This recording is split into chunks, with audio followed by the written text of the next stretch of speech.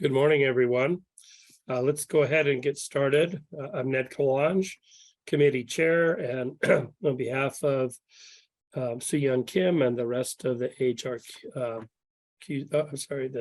HRSA staff, I'd like to welcome you back to the meeting. We're going to go ahead and start with the roll call. And I understand that Camilla Mystery will be joining us later after the roll call. So I'm going to start with, and if you could just unmute and say here, that would be great. I'm going to start with Kyle Brothers. Here. And this is Ned Kalange, and I am here. Carla Cuthbert. I'm here. Morning, Carla. Jane DeLuca. Here. Kelly Kelm. Here. Michael Warren. Here. Sean McCandless. Here. Jennifer Kwan. Jennifer. Here, sorry. That's okay. Wanted to make sure I knew you were here. Melissa Parisi.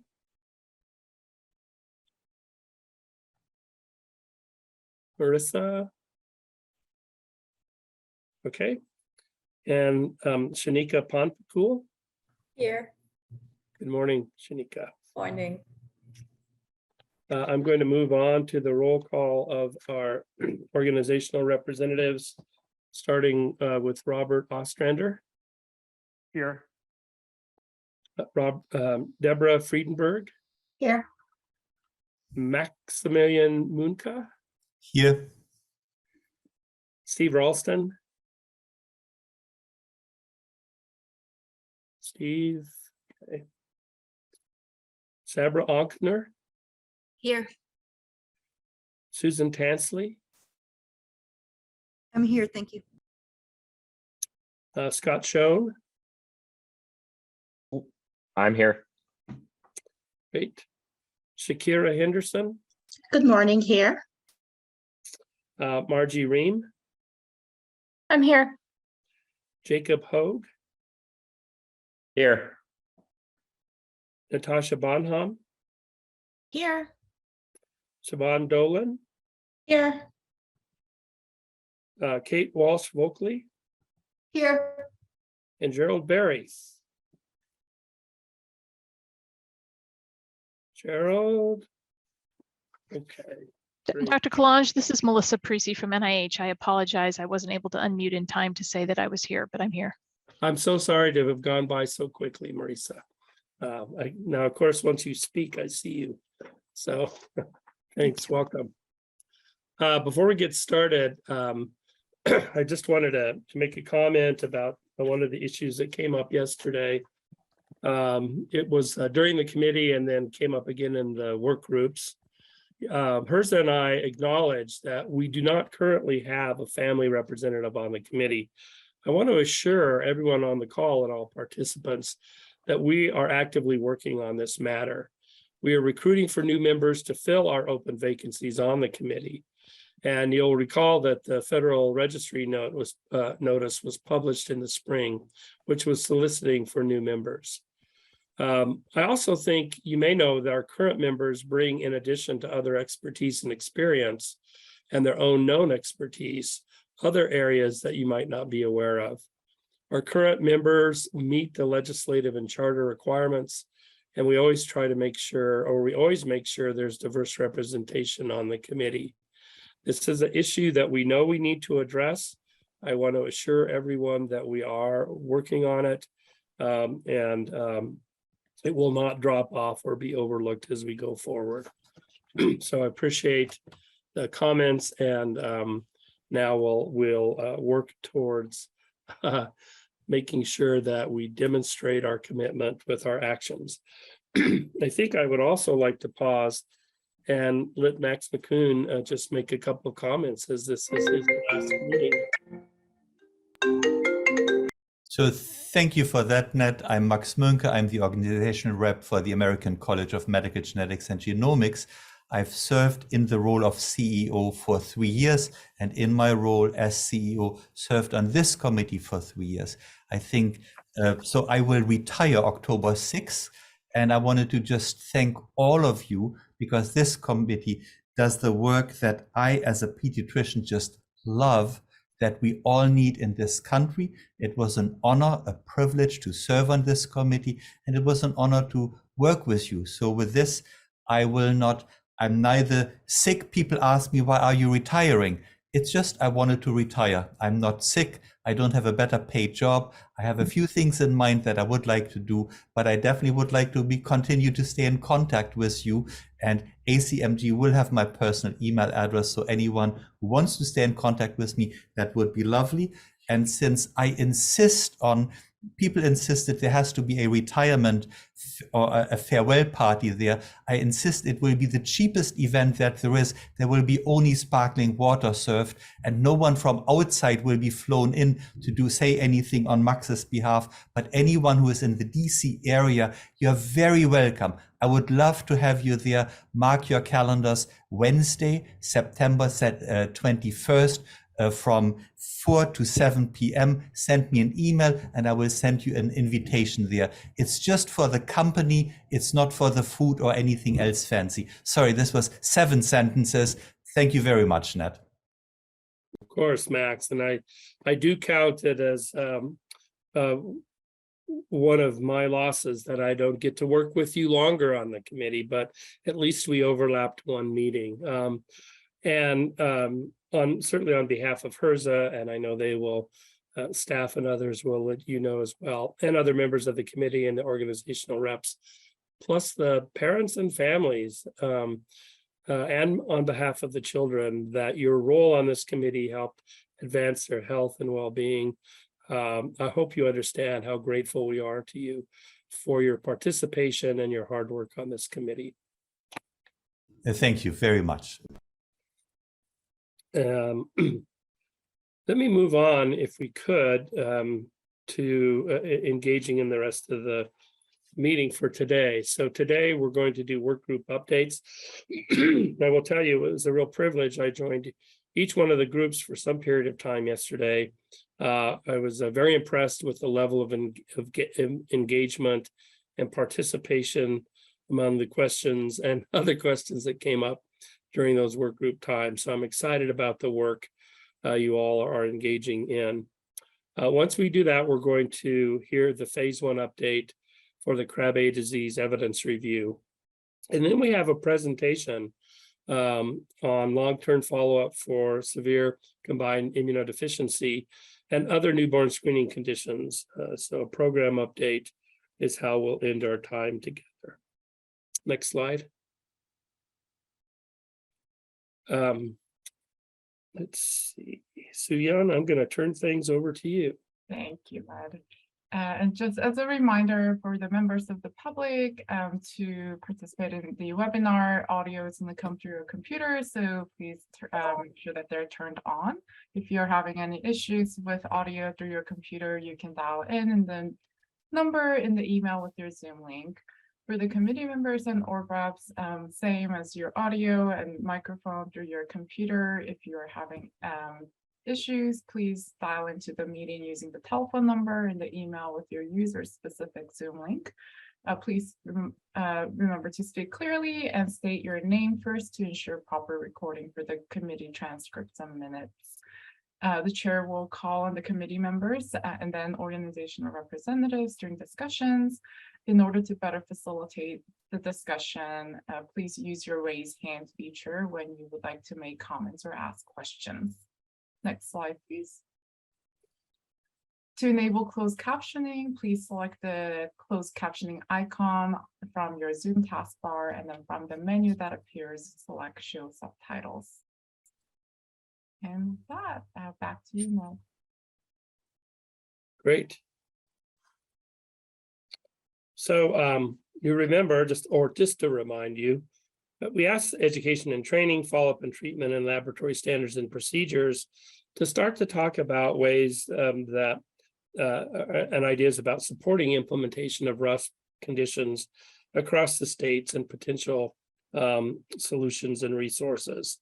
There were a group of questions that everyone started with that included successes and challenges to implementing conditions, issues and factors that contribute to the variability of implementation across the states, and potential solutions or resources that might address these issues and factors.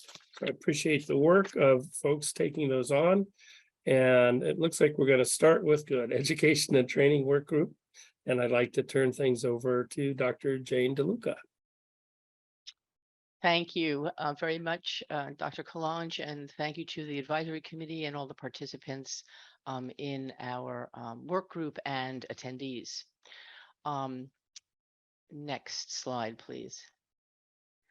So we started out, of course, calling the roll for our education and training work group members from our meeting yesterday. Next slide, please. So there were 3 questions that were posed to our work group for discussion, and we'll talk about each of these in succession. We had an extremely rich discussion, so I do hope that I do justice to at least part of that. Next slide, please. Our first question was, what are the successes and challenges around education and training in implementing conditions associated or added to the RUSP? So this was a very hard question to answer, especially if we don't know the goal of what education and training is aimed at. If the goal is to make education available, that might be successful, and it could be a good place to start. But if the goal is to make every parent know everything about all new conditions, that would be a completely separate goal and probably impossible. So there are many stakeholders. So who are we targeting? In the end, everyone requires education for the system to work, and this can be quite a challenge. Efforts could be focused on the place that we feel there is the greatest need, or there could be a charge from somewhere else to focus on another constituency, for example.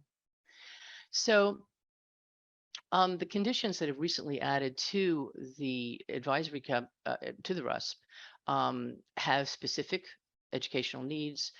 There's coordination that goes along with new disorders, and these are unique and specific challenges to that condition.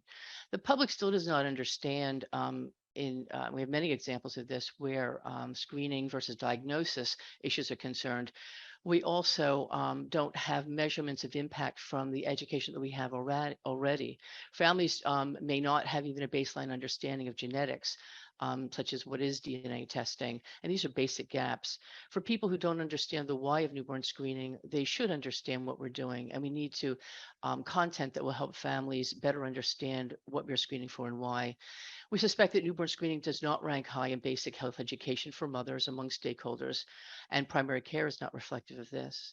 Simultaneously, we're fighting misinformation, both in general about newborn screening and specific disease information, because there is more up-to-date content that's available, but people may be relying on internet information.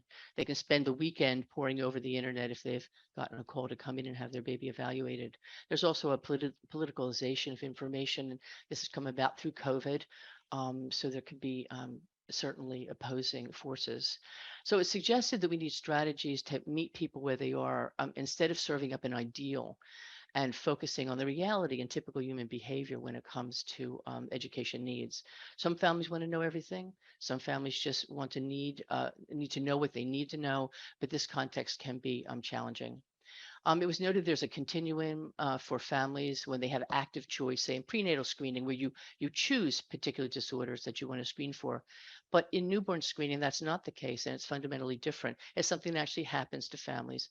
So there is a larger spectrum of screening, testing, and information that can occur across a lifetime. These could include parents that do not want their babies stuck for newborn screening or do not want their children vaccinated, but this is also families that are folded into our group. Also, we talked about timing, that there can be a certain times we can hurry in terms of information at the time of referral or diagnosis, and what can we do about that?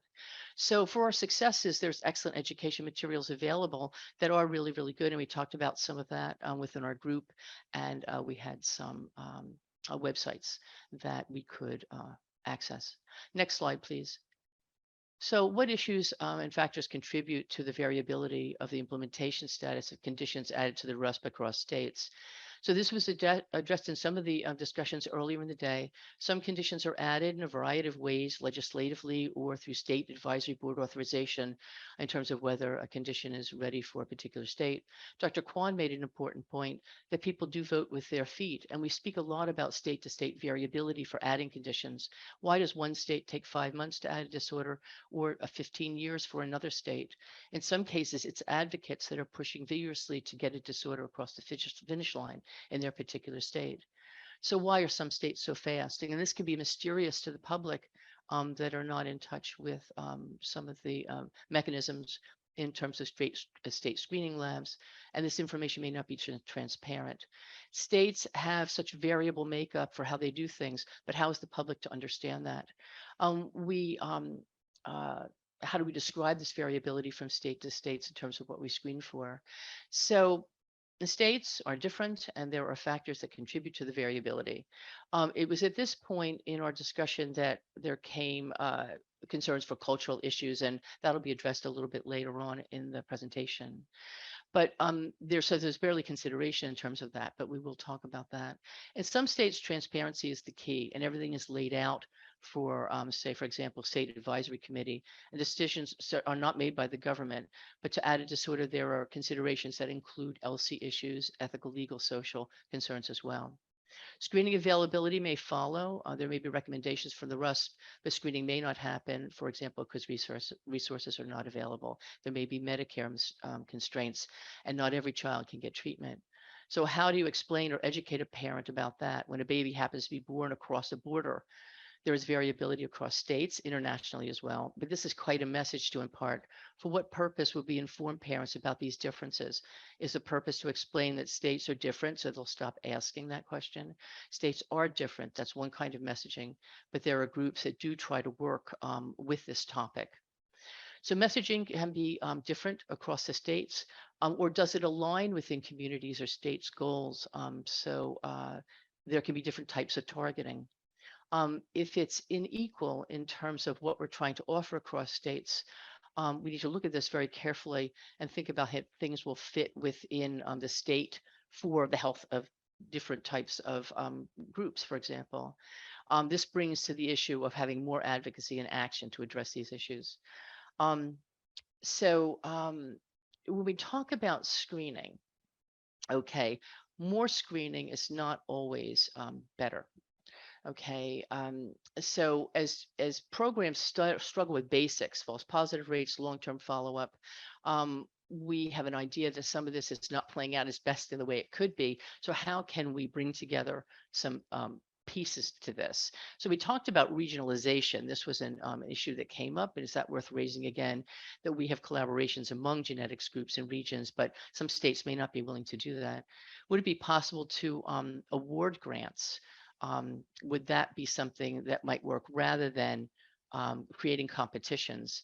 And we were concerned about pushing more funding, and that maybe that we don't need more funding. We just need to be able to answer these questions a little bit better and organize a little bit better in terms of that. So how do we know if we're successful? Again, we come back to this measurement issue. How do we measure this? I don't think that this is apparent, or we have good tools to be able to do this. We do have a diminishing clinical workforce, and that spells trouble, but how can we do better with what we have? I don't think that the committee spends enough time discussing how we can do better with this, and that we get these discussions out there in terms of the things that we're doing successfully. Next slide, please. What are the potential solutions or resources around education and training to address these factors? There are good training programs that exist for laboratorians, and as well as in terms of mentorship. The CDC is very helpful. So is the Genetic Alliance. So maybe expanding to a particular standard that states should reach to a defined level, that may be helpful in terms of screening practice and management. There's great work that goes on at every level in the states. Education is out there, but maybe more sharing is required, and how we can use this expertise to deploy it. How can we ensure that people are using materials? So we are not sure about that. We talked about the use of YouTube and TikTok, and also old-fashioned conversations to get our messages across that may be important. But we noted that there are materials that are not available to diverse families that may not understand English. And although there are more materials in Spanish, they may not be available in other languages and may not be culturally appropriate. We have a more population that is diverse and is becoming more diverse every year. There seems to be the assumption that all states will have the same in terms of what they're screening for, but we're not sure that's necessarily what we want. Perhaps the goal should be equity in health outcomes, not necessarily the same in ways to get there, depending on the needs of a population, but what sort of approaches can we use so that we can get to this end goal? A stronger lens to look at equality would be really important. Equality across diverse populations and across states as well. So what does this mean? Maybe we could focus more on what we want to achieve in health outcomes, even though populations differ. Okay, so does newborn screening contribute to equality? Maybe not at this time. It's proposed that the advisory committee may benefit from public health perspectives, and we have public health expertise on the committee, but broader appreciation decisions that are made around implementing screening for new conditions. The group actually spent some time talking about the story that was shared by Erica in terms of her patient and family who traveled great distances to have their child diagnosed, and then treatment, which ended up in a more local treatment center. So alternatively, what if screening outcomes were inconclusive? What would that be like if people had to travel great distances? So it could be that parents may feel experimented upon, or that they don't have the entire story. So similarly, the formula shortage has had devastating effects on families, and this is not over yet and it's ongoing. There are problems within the system that suggest that communities could appreciate these and incorporate these more into discussions and sensitizing what happens on the ground for particular families. Next slide, please.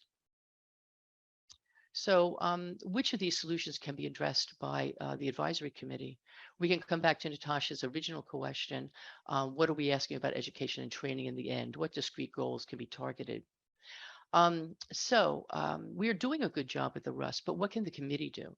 And maybe the committee can consider setting standards for elements of screening systems, what goals we can move towards a reduced variability between systems that won't really be heading to so that we can have goals that we want to access in terms of health outcomes. This raises larger questions in terms of public health messaging and what we can get out there about newborn screening. Maybe something similar to the Stop Smoking initiatives or Back to Sleep. Public service announcements may be something that's been raised in the past, and these general messages can be broad or can be more narrow in pertaining to individual states. Again, returning to the issue of inequality among states and diverse populations, cultural differences can include refusal of newborn screening because of worries about state interference in someone's life, or missing a diagnosis due to parents' fears. Could the committee in some way raise awareness about this issue and the potential role of education materials for diverse families? Could the advisory committee connect with other federal agencies or communities that are working in similar space, such as groups like the Preventative Task Force or maternal health committees, immunization committees, for example? So are these potential collaborations possible? Because that would be a really interesting avenue to pursue. And which conditions are better suited for screening at different timeframes, maybe in the prenatal period or in the school-age child population? Education and screening may be more beneficial at another time point for these conditions. Consider educating families about the usefulness of genomic information at large on healthcare. What have families been hearing? The newborn screening encounter may in some cases be the first time they've heard about anything that in regards to genetics. So the committee reflected on the name of the advisory committee. It is not just the Committee on Newborn Screening. It is the Advisory Committee for Heritable Disorders in Newborns and Children. So therefore, there could be other opportunities to expand beyond newborn screening and look at the larger landscape. More opportunities to expand and connect. Next slide, please. So in summary, we can have education in context. What are our goals for education and training, and how can this be measured? There's variability across state screening programs that needs addressing. Can a standard be created to address this? There's a need for the creation for culturally sensitive materials. There's a need for basic genetic education for all, but perhaps broad education as well. We have ideas for Is it just me? I'm having a difficult time hearing. Oh. Can people hear me?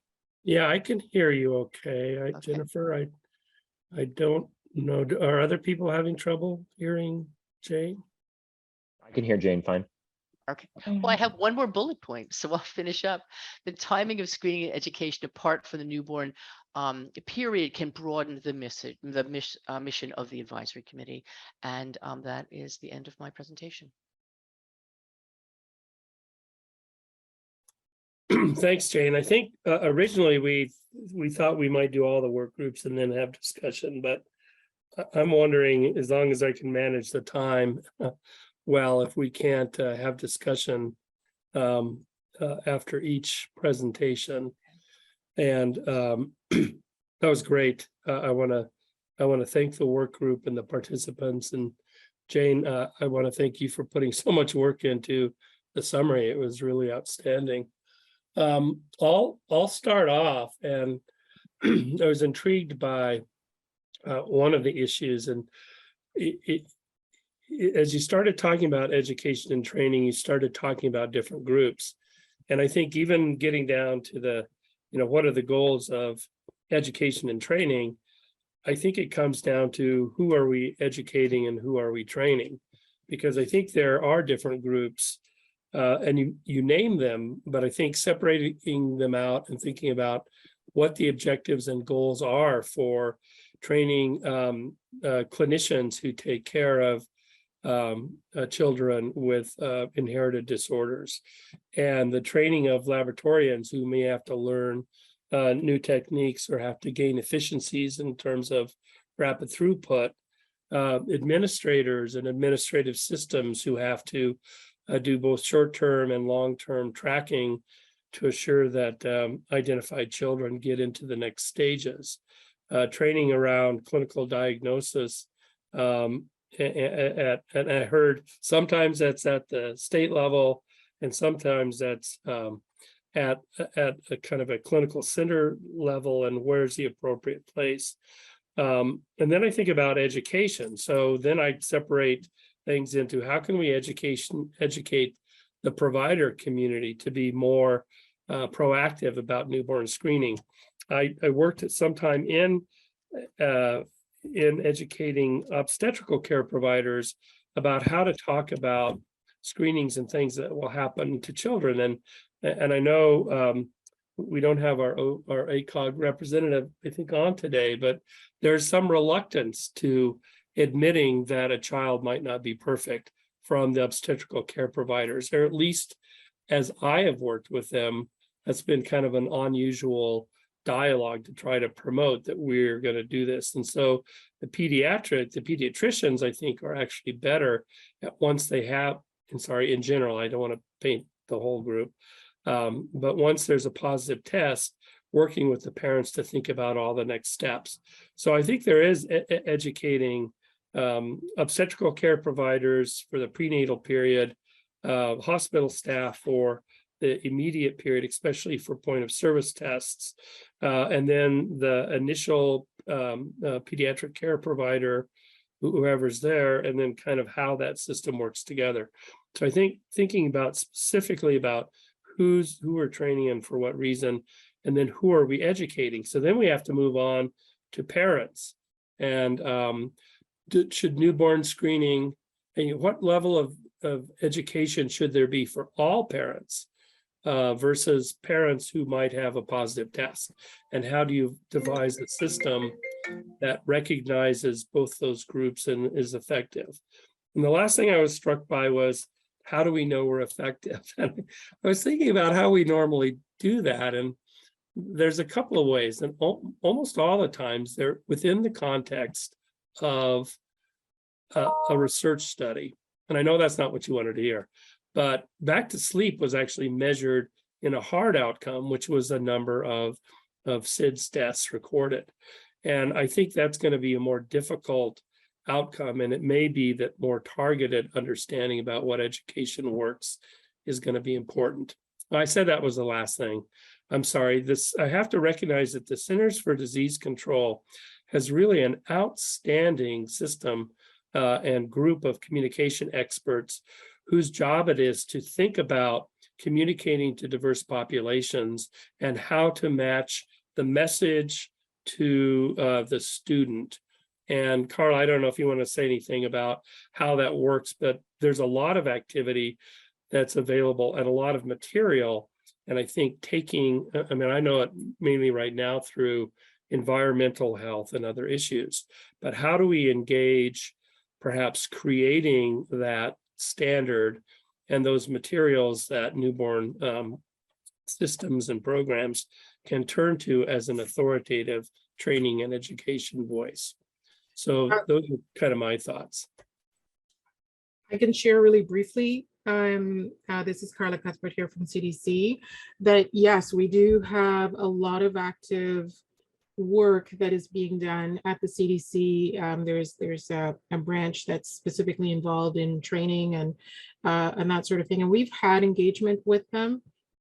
And currently, what we have been doing is been targeting, and I really appreciate your commenting about targeted audiences, because that has to be very key in terms of what message is being delivered, what needs to happen, and that sort of thing. And we've been focused mostly on the laboratorians, although we do know that there are other people within our larger community that need to have information relayed to them. I can tell you that, I am literally developing a new team right now as we speak that is really geared towards state engagement and personnel engagement. And underneath that umbrella is going to be education and training. And so that team will be more able to engage in some of the other ideas that you have here. Like I said, we do have those activities. I just needed to be able to have a bit more coordination in and around how we would get messages across and being able to fund some of these activities accordingly. Thanks, Carla. Natasha. Natasha Bonham, Genetic Alliance. First off, Jane, I am overly impressed with how you took that wide conversation we had yesterday and put them into these slides. That's amazing, truly. And I appreciate all the comments that have come up. And I just wanted to echo, in addition to, targeted messaging, all those campaigns that we've mentioned and had a clear measurable, there was a change we were trying to see, right? Reducing SIDS, or we've talked about, stop smoking campaigns. And I think we keep coming back, especially for the general public, what is the change we want to see? And typically we say, well, we don't really want to see any change. 99% of newborns are screened. That's amazing and wonderful. And so I think that's just another key piece of when we think about education, is education without action is really hard to make what they call sticky. And at the same time, we always kind of circle around what is the change that we're looking for, again, when we're talking about educating the broad general public.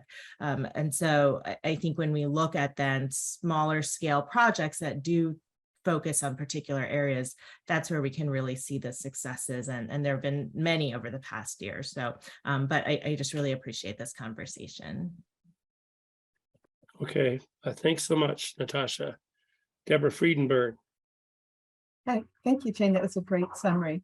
I just wanted to comment that our modalities of communication have changed over the years, and especially more recently.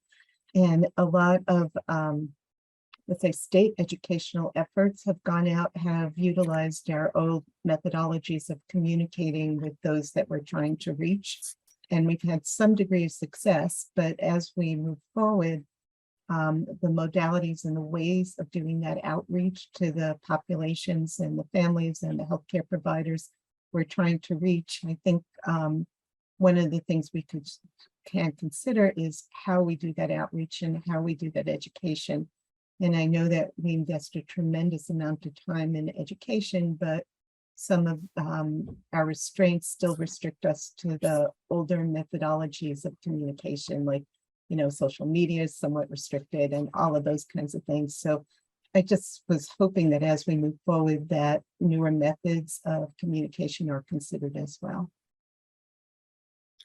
Thanks, Deborah. Scott? I think along the same lines, I was wondering if, I feel some of the themes, Jane, that were in your slides or are bullet points we've seen on education work group presentations before, but I wonder if the difference is that the messaging that needs to be created needs to change, particularly based on what we've learned. What we talk about newborn screening now is different from what we did when the 50th anniversary was a decade ago, right? And Natasha said yesterday, we can't just say newborn screening saves lives anymore because it's so much more complex than that. And I also think that, and I think Debbie was sort of saying this, and maybe she wasn't, but this is how I heard it, Debbie, is that the modalities in which people learn are completely different, right? When we were sharing before, and those new modalities also share a wealth of misinformation that we've seen throughout the recent public health crises. And so I wonder if there are a lot of lessons learned from public health messaging from non-newborn screening that we now need to bring in more forcefully, and how that works. And I don't know what those messages are or that, but to again, from comments said yesterday, we suffer from, we're always responsive. We're not in front of the messaging, and I'm not sharing something that somebody hasn't already said on this committee or said to me personally, right? It's that we need to figure out how to get in front and be more forceful about all the issues, not just that we save lives. We can't continue to just toil in anonymity and rely on the fact that 99% or 97% of parents don't know that this happens. You said transparency, and that was I think a facilitator. And so I'm not quite sure how it balances, but I think it's a cross-cutting effort.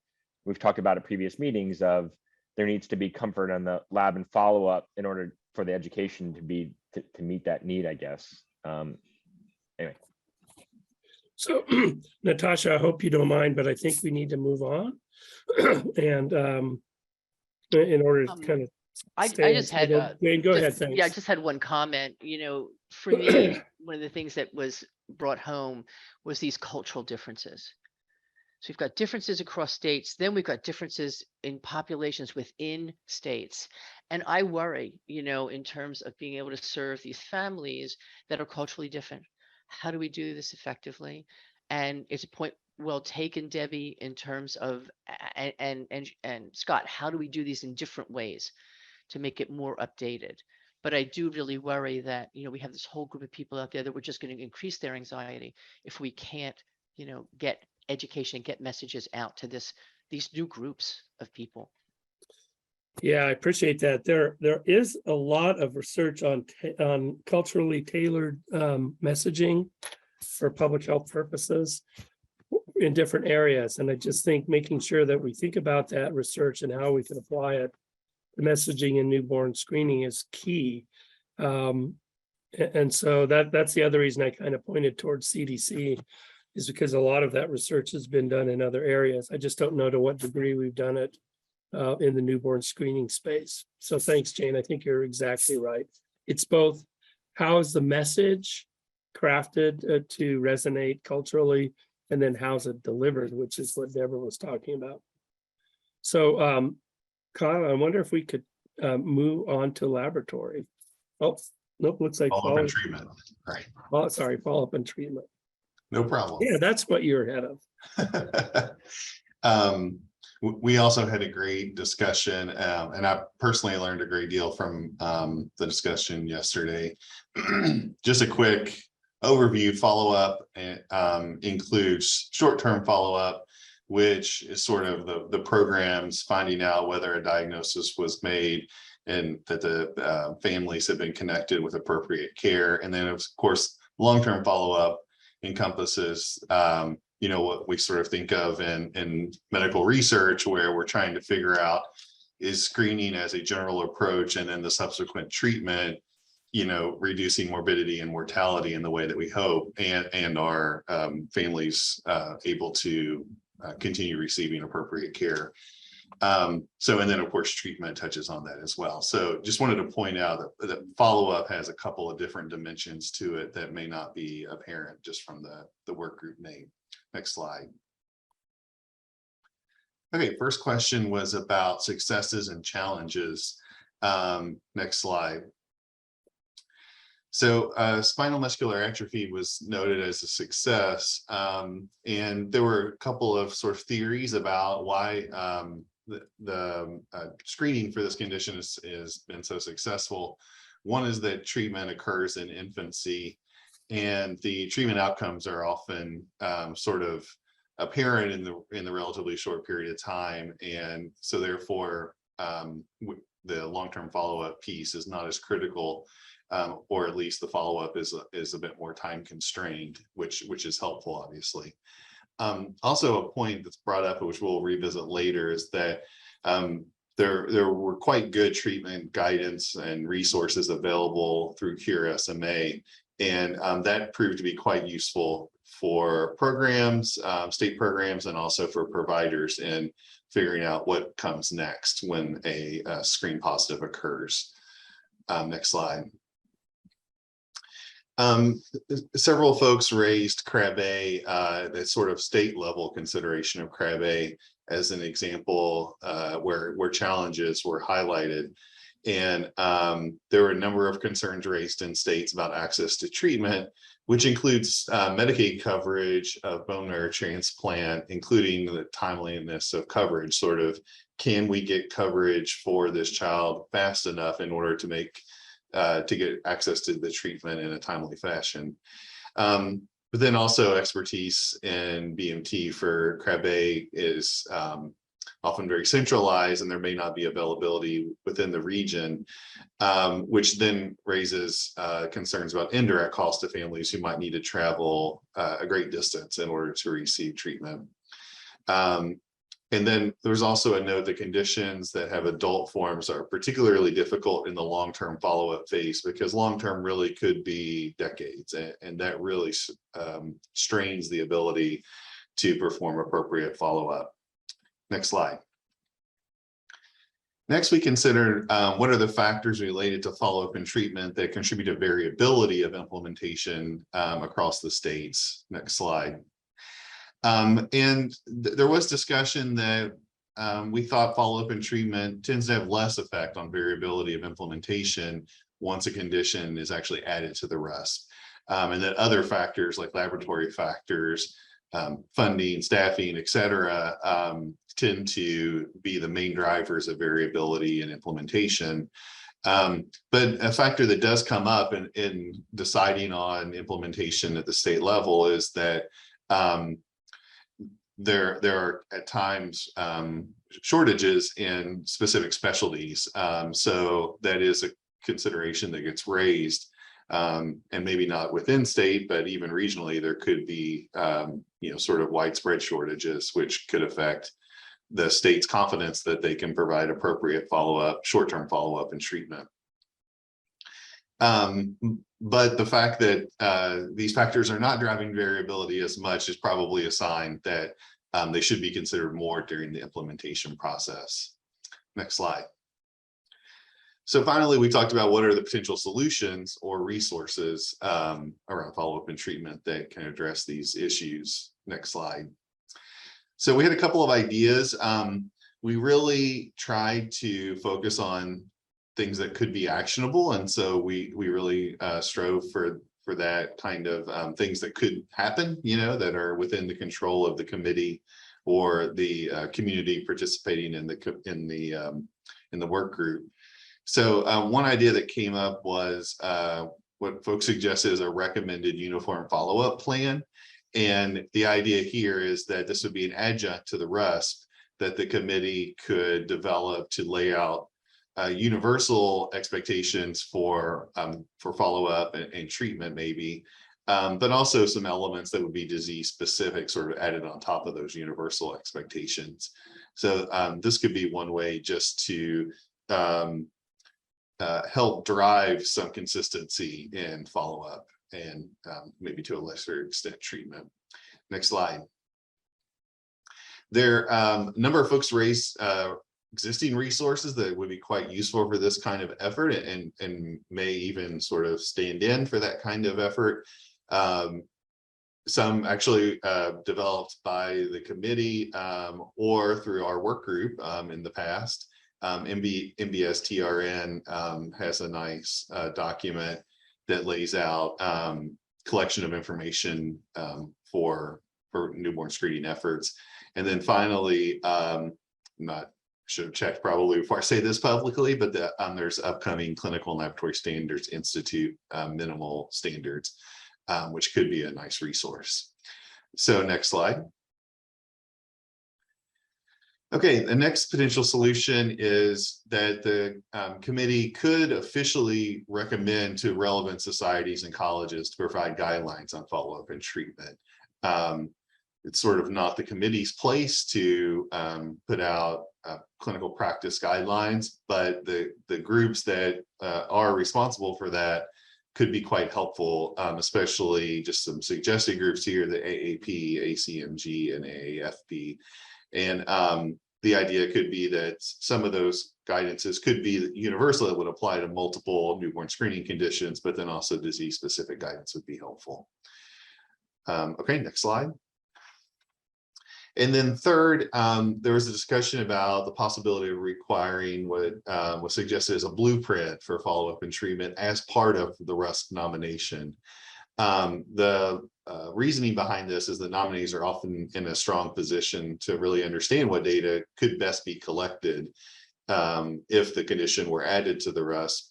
And advocates are also well positioned after the nomination to help organize data collection and influence stakeholders to actually participate in data collection. Next slide. So there are a couple of data collection methods that were discussed, and this is probably a good starting point for thinking about where we could go with long-term follow-up in the future. There's claims data, and in some states and regions, maybe there's the possibility of getting all payer data. So that could be really a key resource for getting information about long-term follow-up. There was a suggestion that tertiary care centers could serve as regional coordinating centers and data collection sites. In many states, including my own state of Kentucky, the tertiary care centers really play a major role in the state newborn screening program and have regional connections where they can potentially collect data on families that have been affected by newborn screening. There's also existing surveillance systems that we could think about adapting or mirroring in order to gather information about newborn screening. And one in particular that was raised are the birth defect surveillance programs which do receive guidance from the CDC, and many of the metabolic conditions are not included in those programs, but maybe it would be possible to explore having them added. And then also Title V programs, which are called the Children and Youth with Special Healthcare Needs programs in the states, could also be really key players in helping gather this information as they have strong connections with these families. Next slide. There's also state level programs that have been funded by CDC and HRSA, some of which have been mentioned already this morning, that have really shown a lot of promise in collecting useful information. But of course, these programs tend to be, state level, they're not national, and some question about sustainability of those to continue beyond a short-term funding mechanism. And a really important point was raised that it's necessary to incentivize providers to participate. There have been some advocacy groups that have been quite successful at incentivizing providers to participate in national networks that collect data. And so that key item of incentivizing is important. Just the sort of privacy paperwork, data sharing agreements, et cetera, are take time and effort. So there has to be some drive to get those done. And then we wanted to point out that none of these approaches of gathering data and long-term follow-up are likely to capture some the important variables like impact on the family. So they really can only gather sort of limited amounts of information to answer certain kinds of questions. And then the point was made that long-term follow-up and insurance coverage into adulthood remains a significant challenge, and none of these solutions would probably help much with those extremely long-term outcomes.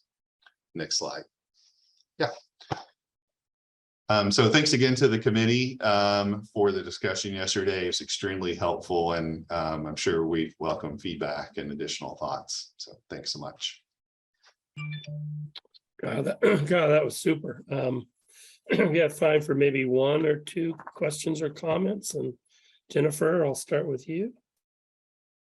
Hi, Kyle, that was a wonderful summary of our discussion. I just wanted to specifically name Amy Brower and NBSTRN because I think that in the conversation about, boy, we should really be collecting long-term follow-up data. Why aren't we doing that? I'm sure that Amy, once again, is just beating her head against the wall, wondering why people aren't providing data to her beautiful minimal data set. And I think it really gets to the issue of why isn't it in our workflow? I mean, incentivizing is one thing, but as a provider, I feel like I'm pretty good at responding to the newborn screening lab when they say, okay, Jennifer, when did you see this patient? When did you treat? And so those minimal pieces of data get back to the newborn screening lab. Nowhere is it built in for us to provide more data. And of course, it's a pain to do that. And then the other thing that I would say about Kyle's presentation was that, as far as I know, there's only one advocacy group that has been really successful in gathering newborn screening data and clinical follow-up, and that's the CF Foundation. And it has everything to do with incentivizing, which has everything to do with money. There's no other advocacy group for rare diseases that has access to the kind of funding that's available to the CF Foundation, which is why it's kind of a non-starter to talk about how, oh, there's some advocacy groups that can do this, but others can't. Even HRSA, which has its hands on quite a lot of industry support, is having difficulties creating that central registry that we sort of dream about with newborn screening. So I just wanted to kind of maybe name some names in what was really a very nice summary, but without some of the specifics. Thanks. Thanks, Jennifer. I thought that was excellent. It reminds me of one of the old maxims in public health, is that everyone wants data, but no one wants to pay for it. And it's a chronic issue. And I want to thank you for providing the information in the minimal data set, because I realize that that's not something that comes out of the rest of your day. Sean? Thank you. And I'd echo Jennifer's comments and regarding the presentation. Kyle, is very, very good. And I really appreciate that you brought up the fact that we don't have any mechanisms for collecting data from around individuals who are affected by newborn screening, but don't have a condition, who are not true positives. And as a medical geneticist myself, I am totally about following up our patients and collecting data on our patients. But I think we've learned in the past that it's really important that that this is a public health program that affects the entire population of newborn babies and their families. And we really need to invest a little energy and effort on collecting follow-up information on those individuals that are impacted by positive test newborn screening results or high-risk newborn screening results that end up without a diagnosis or end up with a diagnosis that's of biological uncertainty of the significance of it. And I just thinking about the work of this committee, it is very challenging for us to make decisions as we go forward, as we approach conditions where there's more and more biological uncertainty, where there's lower and lower birth prevalence of the conditions. These data become of greater urgency and importance to helping us understand the net benefit of the conditions as we go far, of the net benefit of the screening program, of this compulsory population-based newborn screening program that is a public health program. And this committee, I think, needs to always, and does always, recognize that balance of meeting the needs of the affected individuals that we're identifying by newborn screening, as well as recognizing that we serve the entire population of newborn infants who are impacted by this public health program. Thanks, Sean. Great reminders. Robert, last comment on this work group? Sure. I just want to give a different perspective. This is Robert Ostrander, AAFP. Different perspective on what Jennifer said about our thoughts about having patients and advocacy groups help with data collection. I was one of the ones that brought up the comment. My thought was not at all to have them collect the data like CF does. It's obviously impossible, and I agree with that. Rather, I think if in addition to having the public health system encourage specialty centers to collect data and submit data, that individual patients and advocacy groups can encourage the specialty centers and let them know how important it is to them. And very often, pleasing patients and patient groups will move the needle when mandates and suggestions from agencies don't. So that was part of, I think really our thought about the role of the patients and advocacy groups, not so much actually, doing the heavy lifting or spending the money. Thanks. Well, I think that brings us to our last group, and Dr. Carrie Kelm and Susan Tansley are the chair and co-chairs, and we look forward to the Laboratory Standards and Procedures work group. Thank you. We had it was great getting the old work group back together again. And I have to say, we always have a great discussion, but there really was some I thought provocative and interesting discussions, a little bit more than usual. So next slide. And next slide is just our members, most of who did make it. So it was just a great meeting, great discussion. Next slide. And these were, I think, similar to everybody else's. Here's the flavor of discussion questions put to our work group. We started off, I guess, and I don't know, each work group obviously in each meeting, sort of develops in different ways. And I'll say that we sort of started from two places. Number one is the discussion that happened immediately beforehand, including presentation by Scott Schoen, and a lot of that applied to labs. And we also, Susan also worked with APHL staff to go back and look at the public health assessments that have been performed for the last several conditions that were considered for the RUSP, to see if you could already pull out a lot of information from those public health assessments, since that was, again, a trove of data and information that we thought we could start from, and not reinvent the wheel or make labs think that we were going to skip over that, where it made sense to sort of start from there.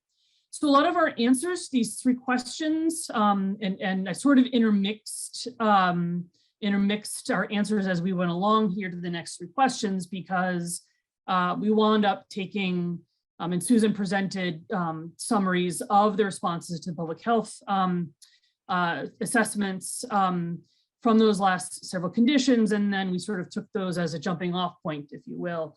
And so a lot of the things that we're going to talk about are some of the challenges and issues that we discussed, and some new things.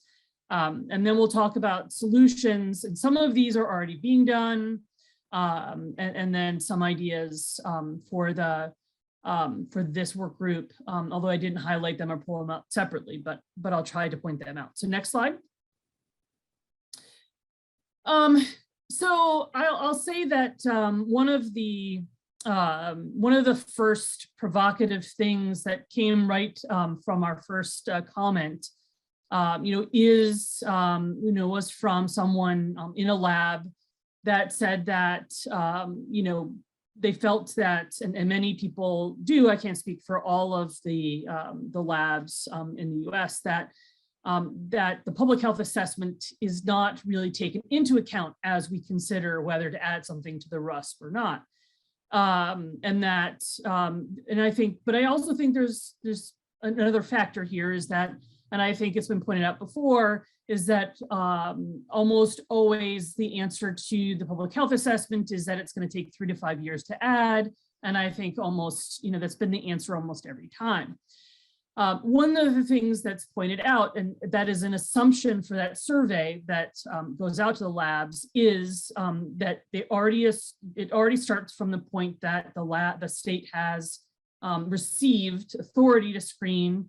So they've gone through the process that each, when we know each state has something different that they have to do, legislation, administrative rules, agencies that need to review and sign off, their own advisory committee, right? Each state has a different process. Some of them are probably a little bit more easy and some of them are a little bit more hard. So the time for these processes is not captured in the survey.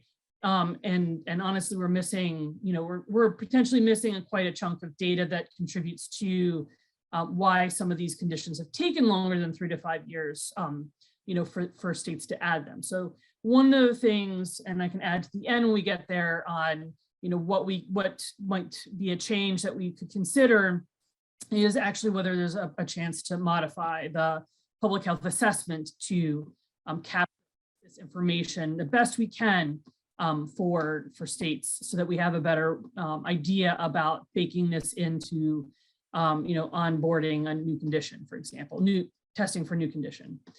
And I think it was brought up yesterday that, of course, there's always competing program initiatives of public health priorities, and it's been more so the last 2 years for sure.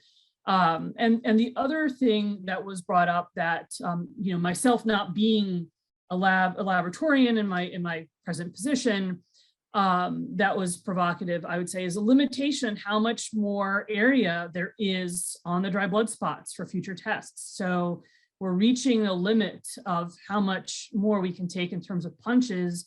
And I would say the idea, and a limit on how much sample we can take from neonates, and of course, high quality sample that we can use for testing. So that is a little bit of an issue for the future that that we can't ignore. Next slide.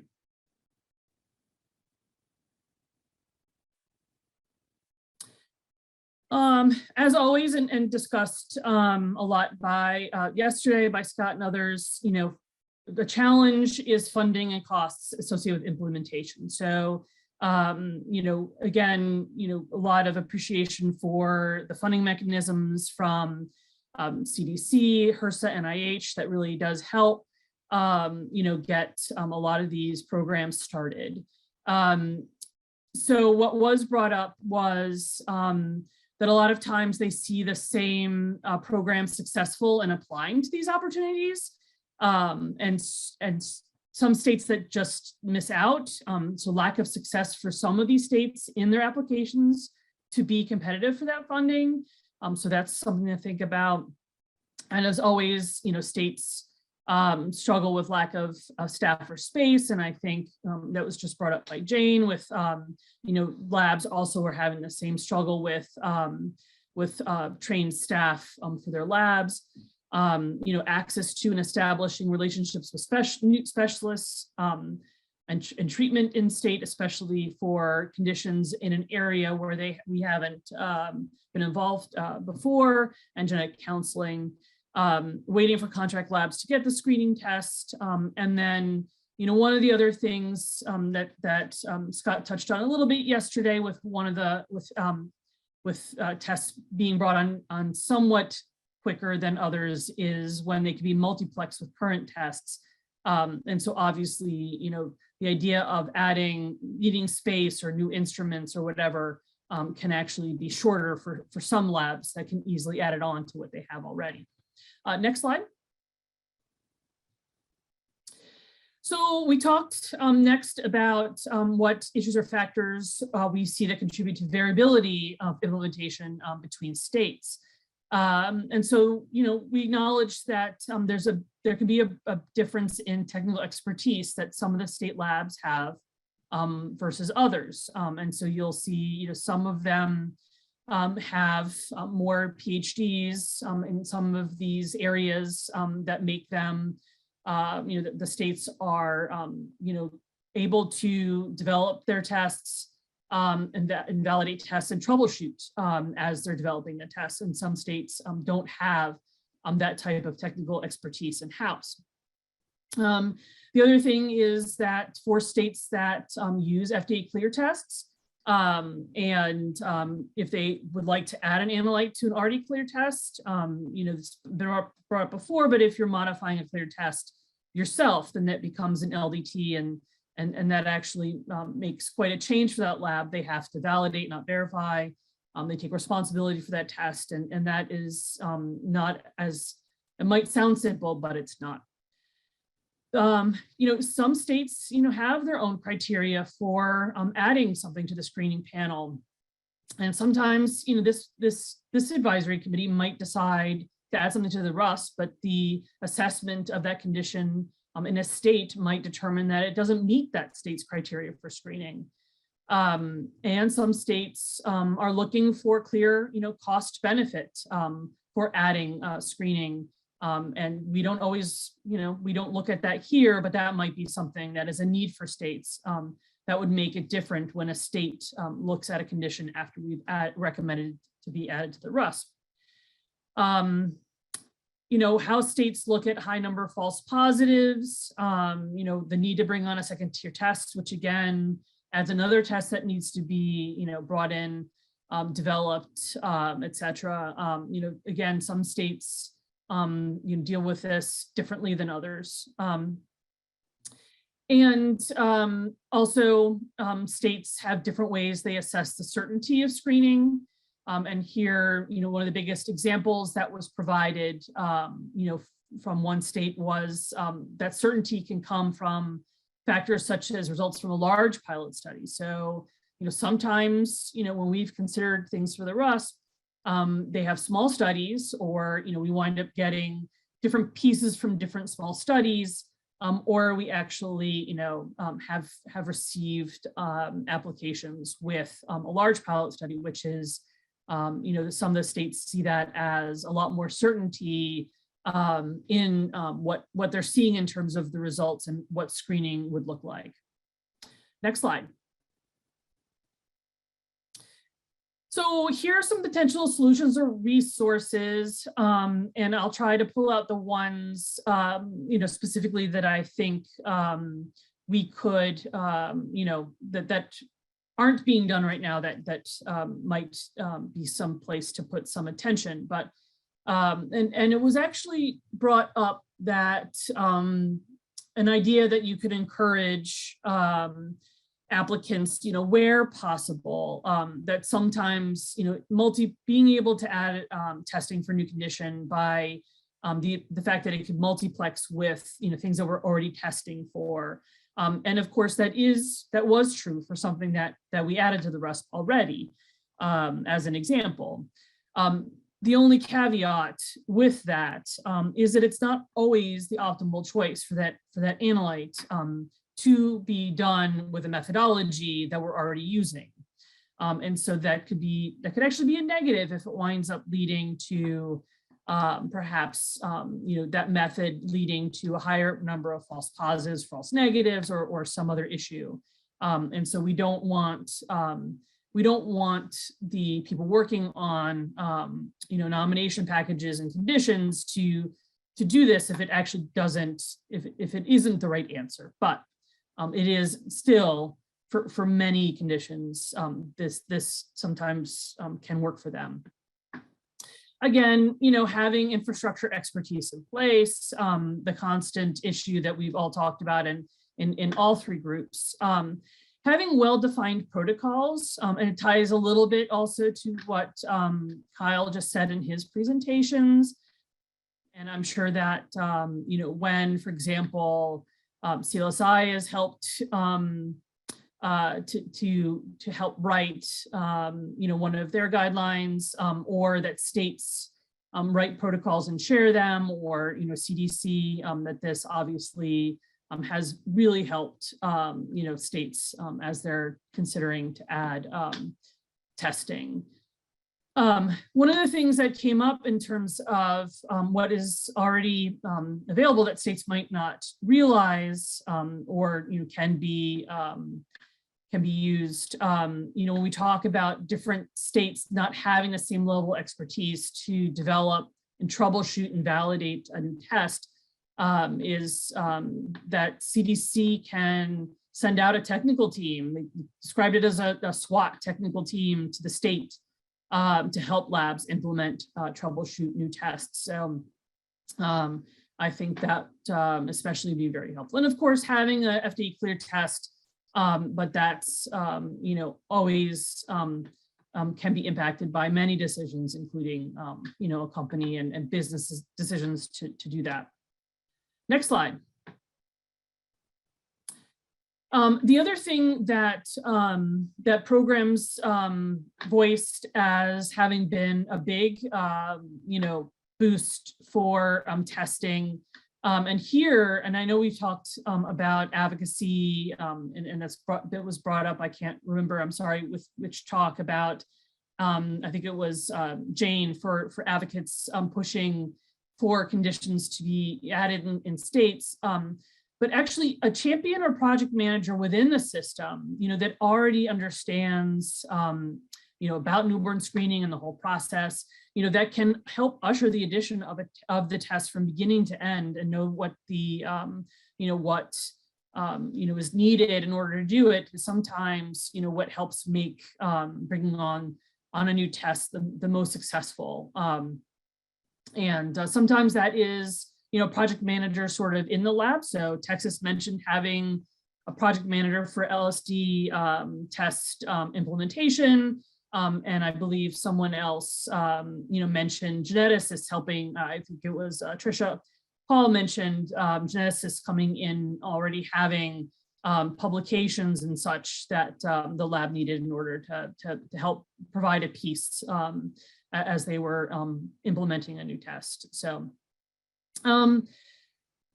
we talked about it even somewhere else about funding, bringing that up again. Now, the one thing to address the issue with states that are not always as successful in getting their grant applications, in that top funded group, is that some states really could use some help putting together a more robust grant application. And so I think the idea was a non-federal entity that could help states here so that we could get more of them successful in getting these into these funding mechanisms. And strong relationships, communication expertise as always. And what we brought up a little bit, a couple things, and one of them, because we talked about the dry blood spot, is developing and evaluating tests using other specimen types, urine and saliva, some pros and cons there, pretty strong feelings there, but maybe something on the horizon. Next slide, last one, I think. So, we know that stakeholders have a lot of different ideas and opinions on, what they like and don't. I guess I put as like and don't like, weaknesses and strengths about newborn screening, and they view them all very differently. And one of the things that can be really hard is, as we talked a little bit about, some screening might have a higher false positive rate than what most labs would say is typically acceptable.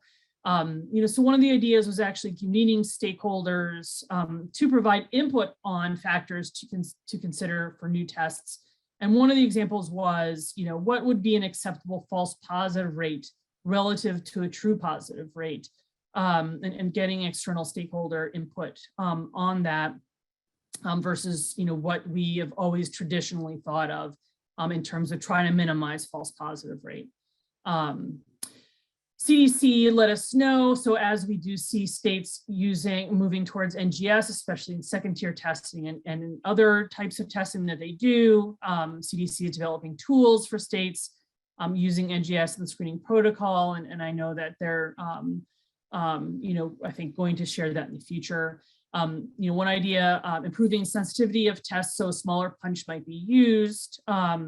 But I think the difficulty there is either labs having time or ability to do that kind of work, or of course, commercial entities having the time or interest in doing that kind of work and not losing sensitivity, so that again, you might wind up having issues with accuracy. One of the things that was brought up that was very provocative that I'll mention is, and since I talked about the fact that states often have their own criteria and other factors they have to take into account when deciding whether or not to add conditions, is whether there's another way to consider how we assess states, because right now, obviously, we look at states that are screening and states that aren't screening things that are on the RUSP.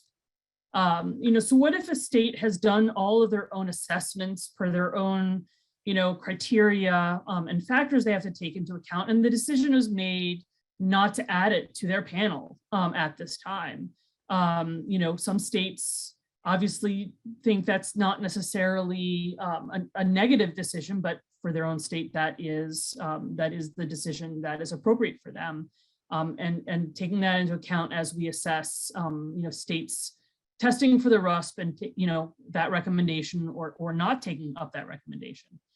And the last two things, I think we've already talked about, the fact that these programs do share a lot of information, talk to each other a lot, and that sharing is really adds to the success for bringing on and troubleshooting new tests, and then of course, staff attending national trainings and et cetera, and all the programs that are out there. So I think that's it for us. Happy to answer any questions. Yes, thanks, Kelly. I'm sure there are lots of questions and comments. I think we're far enough behind at this point. I'm going to ask folks who do have questions and comments, and I know I cut off Natasha from a comment earlier on. If you could email those to Soo-Yeon, that would be great, and we'll be able to include those. I think we've had such great discussions and such great presentations. I think the work groups looking at those issues of potential solutions and prioritizing those and working towards action around those issues would be the next steps. And we have so much to think about provided by your discussions, that it'll be a rich discussion and some good meetings, I think, that hopefully can occur between now and the next meeting. So I want to thank all of the presenters, especially for the work you put into the slides and for the rich discussion each of you has had. And then our challenge is, as I said, to turn those plans and thoughts and wishes into action as we move forward. As we're behind, I'm going to move right over to Dr. Kemper and ask you, and I think everyone knows Alex, just to remind you, he's the Division Chief of Primary Care Pediatrics at Nationwide Children's Hospital and a professor of pediatrics at the Ohio State University College of Medicine. His research focuses on the delivery of preventive care services, including newborn screening. And he is a deputy editor of pediatrics since 2013. Can you give us an update, please, Alex, on Krabbe? Yeah, thank you very much, Dr. Kalanch. Of course, I'd be delighted to give you an update. And just to frame things, this is our first preliminary presentation about Krabbe disease based on the 2022 RUSP nomination. We have one more interim presentation and then the final presentation. So I'm going to be highlighting some specific issues that we're working through with Krabbe disease and provide a high-level summary of where we are. Next slide, please. So, of course, I want to thank our the other members of our evidence review group. And I specifically, oh, the slides disappeared, but while they're coming back up again, I want to specifically thank Dr. Kwan and Dr. McCandless for serving as liaisons, and I'll note that this is the trifecta for Dr. McCandless in terms of serving as a liaison. Next slide, please. And as I think everyone knows, we convene a technical expert panel group to weigh in on decisions that we need to make about the process. Actually, if you could go to the next slide. Here we go. That's the list of technical expert panel members. I'm not going to read their names, but I can just leave this up for a second so you can skim through this. And of course, this slide set is in the materials that have been sent to you in advance of the meeting. Next slide. So the objective over the next little bit is to provide an overview of Krabbe disease and discuss our current progress and to lay out our next steps. Next slide, please. So Krabbe disease is a lysosomal storage disorder and leukodystrophy. It's caused by low galactosuperosidase enzyme activity. You'll hear me refer to that as GAL-C from this point forward. The gene for the GAL-C enzyme is located on chromosome 14. As is the case of many of the conditions we've looked at, there are many different mutations, including many private mutations. The overall expected birth prevalence of Krabbe disease is on the order of about 1 per 100,000.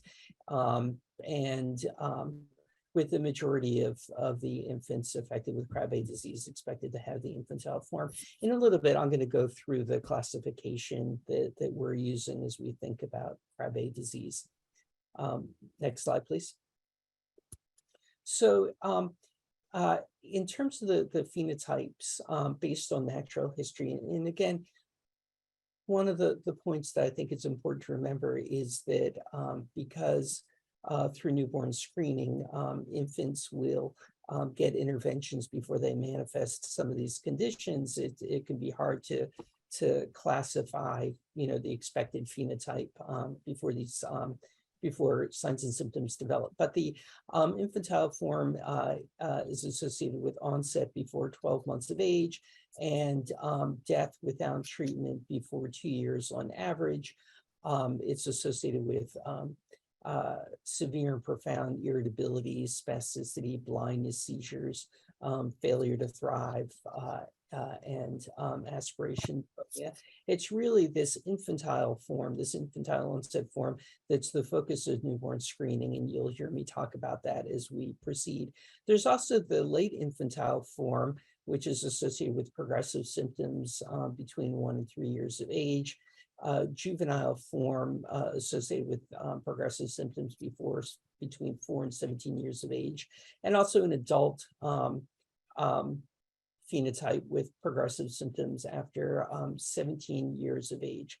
As you go through the historical record articles published on Krabbe disease, there have been some changes with the classification schema of the different phenotypes. Obviously, these are continuous types of diseases.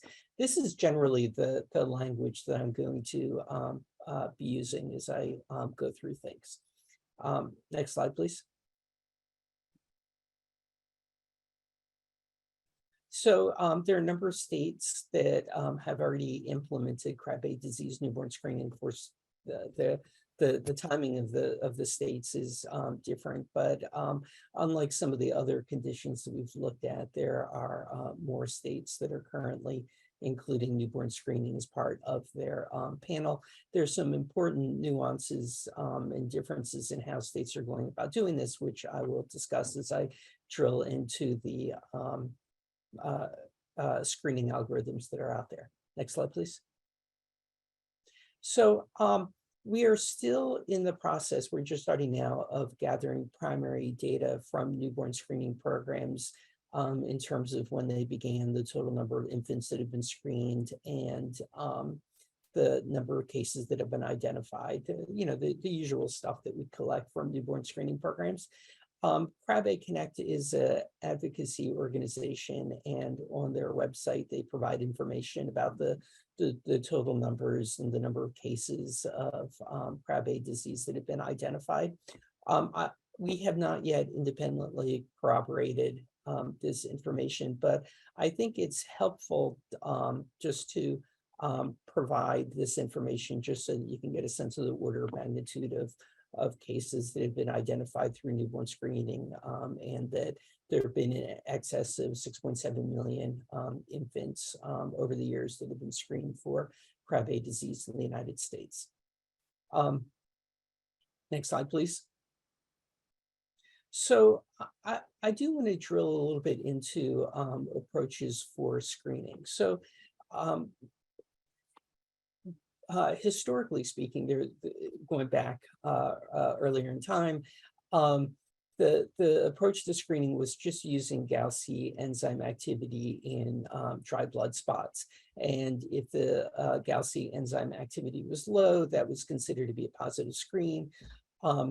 When we evaluated crab disease screening before, one of the challenges was the high number of false positives associated with just this tier 1 screening. But more recently, cytosine has been added as a second tier test. Cytosine can be measured in dry blood spots, and it can reduce the number of false positives and also help to stratify the expected phenotype.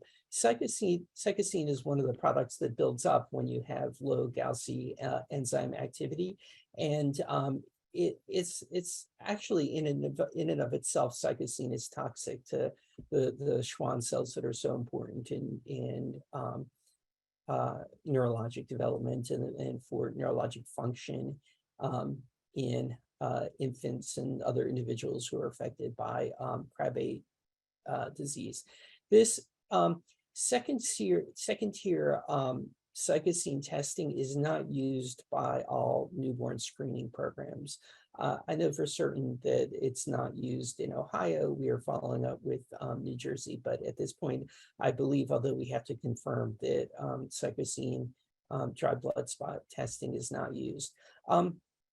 One question that's come up, and I know this was in the nomination package, but I want to reiterate it, since cytosine seems to be so specific for crab disease, I've been asked in the past, well, why not just use cytosine testing to start off with? And it's just a more difficult test to do at this point, and can't be multiplexed in the same way that the GALC enzyme activity is done.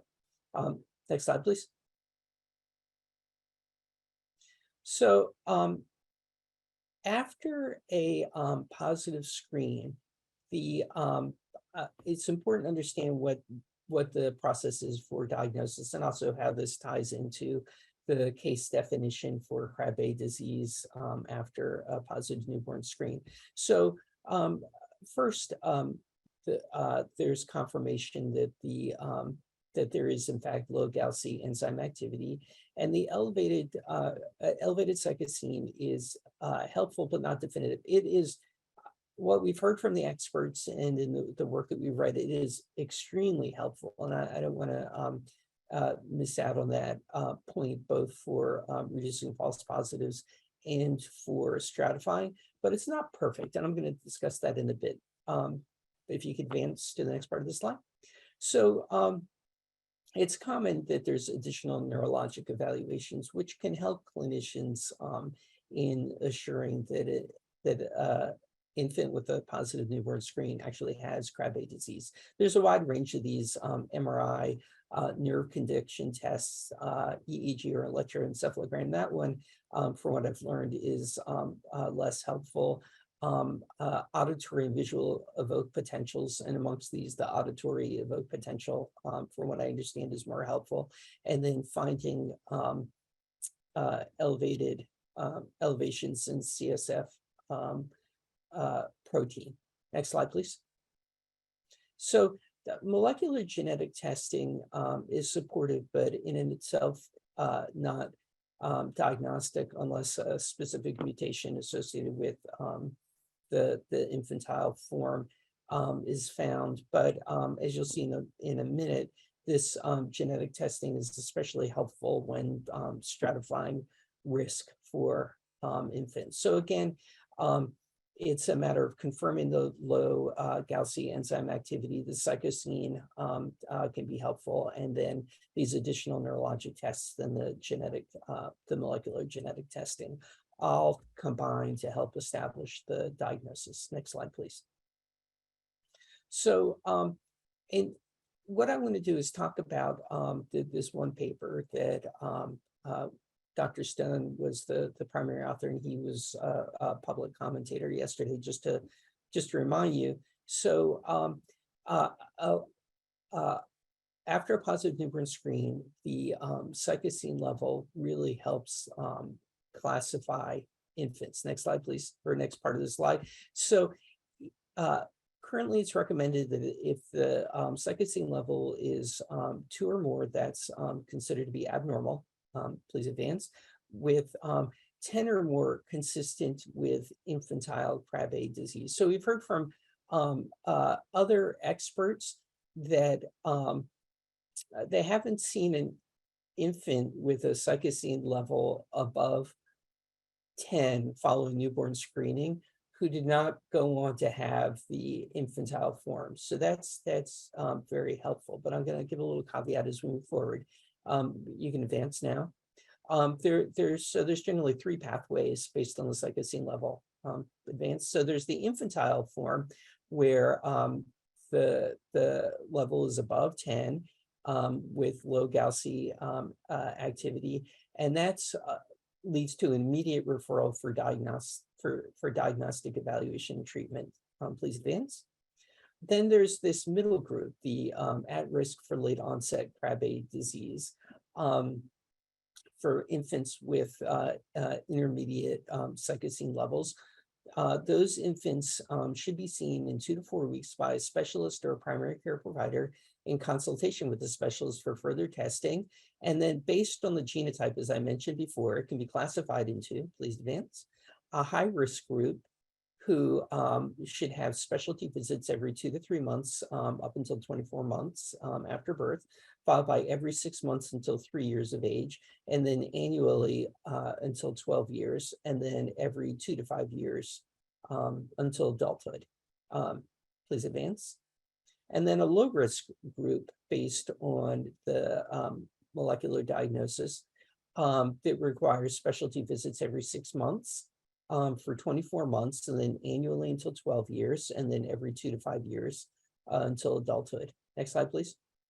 And then unaffected individuals, these are individuals with non-elevated cytosine levels, do not require follow-up.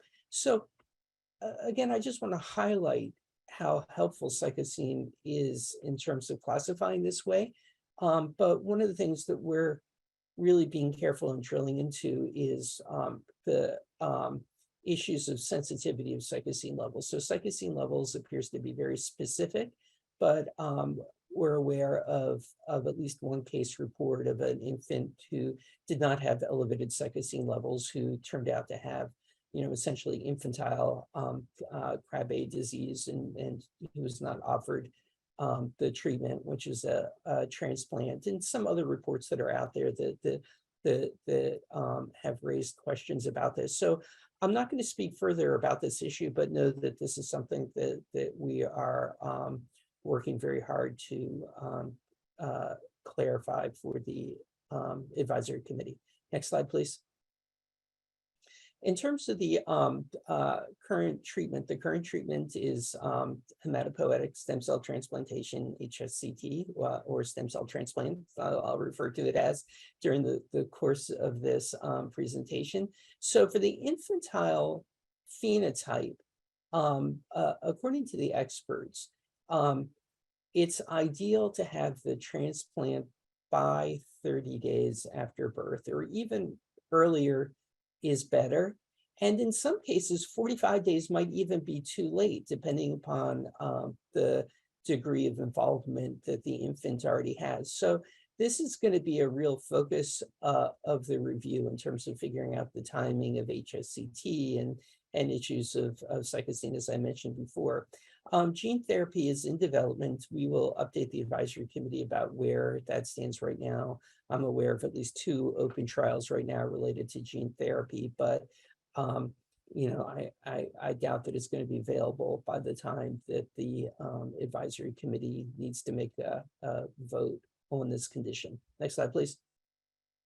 So in terms of the contextual questions, the things that we're focusing on are related to the current approach to establish the diagnosis of the infantile onset form after a positive screen, to identify clinical practice guidelines for diagnosis and treatment, and to understand the evidence base for these.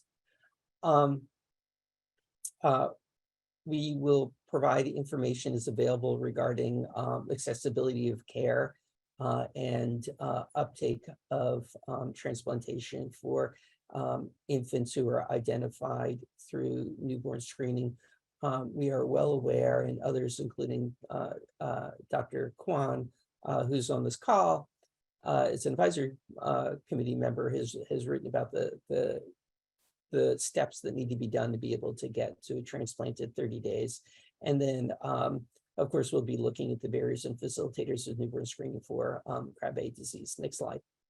Now, there's a subset of questions that really benefit from systematic review, including the analytic and clinical validity of newborn screening strategies to screen for the infantile onset version, or phenotype, I should say, of Krabbe disease, to look at the impact of newborn screening for infantile onset Krabbe disease compared to usual case detection on the timing of diagnosis and the timing of treatment, as well as the impact on mortality and overall child development. And then, of course, we'll look for reports describing negative consequences of newborn screening for Krabbe disease. I apologize for that banging you hear. They're building a 8-story building about 6 inches from my office. Next slide, please. In terms of the progress, we have completed the first technical expert panel call that was done on August 8th. The evidence review is underway. We're really focusing on the past 10 years because so many advances have been made since the previous review. We are continuing to work with our colleagues at the University of Michigan regarding modeling of the expected outcomes of newborn screening compared to usual case detection. That is going to be the focus of the technical expert panel call number 2, which I suspect will be held, sometime in the beginning of October, and with our partners at APHL, we will doing the public health system impact surveys. I expect that those will be sent out in October. Either at the end of this week or next week. We'll also be contacting those newborn screening programs that have already begun to screen for Krabbe disease to check on their experience and see what we can learn, as we always do before we then set up subsequent calls with them. Next slide, please. So with that, I'd like to stop and see what questions the committee might have in terms of our progress or the specific areas that we're focusing in on. Thanks, Alex, for an outstanding presentation. Thanks so much to your entire team. I know how hard how complex these issues are, and appreciate the work you've completed so far. I'd like to start our discussion with questions from committee members, and I would open the floor to that. Please hold up your hand and then with the raise hand function, and unmute yourself to ask a question.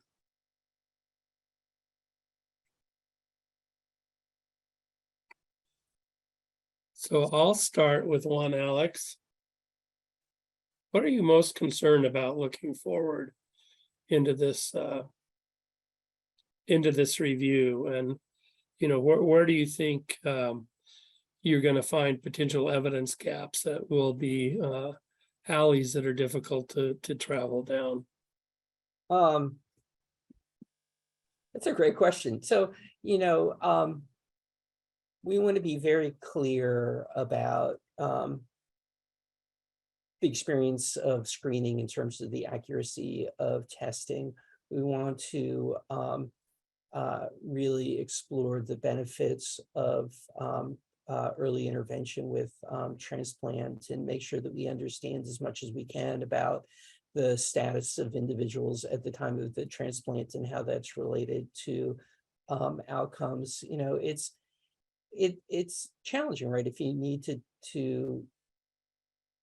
do the treatment to stem cell transplant by 30 days of life.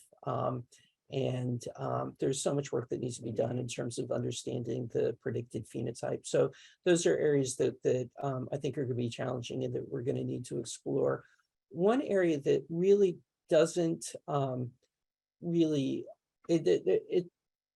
it's not conducive to systematic reviews, but things that I hope we learn as we conduct expert interviews and do the PHSI work is issues of availability of transplants, accessibility of it, barriers to getting that done within this really narrow time window. As our advisory committee liaisons have pointed out, that understanding issues of equity related to that are going to be important. So these are all issues that I think are going to be challenging to flesh out.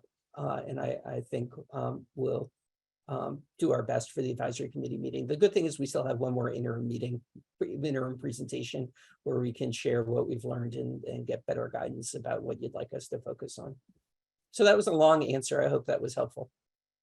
Yeah, it was very helpful. I'm always curious about what the first look kind of brings to mind. Melissa, I have you next. Hey, Alex, this is Melissa Parisi from NIH, and thank you for your first pass and appreciate all the hard work that you and the team are putting into this evaluation. I had a question a little bit about some of the figures that were presented, and I'm just curious about whether in the current formulation of thinking about this condition, whether you're doing the fine parsing of early infantile versus late infantile, or you're kind of lumping it into infantile presentation. And then you had mentioned in your early slide that about 75% were infantile, and yet the data so far that have come from the states that are screening suggests it's about 50% infantile versus 50% later onset. So I'm just a little bit curious about how those dividing lines are coming about and whether the cycosine, the addition of the cycosine is actually able to separate out early infantile from later infantile, or do we even care? And we're just going to call it all infantile because presentation within the first 3 years of life is something that needs to be treated promptly and followed closely. Thanks.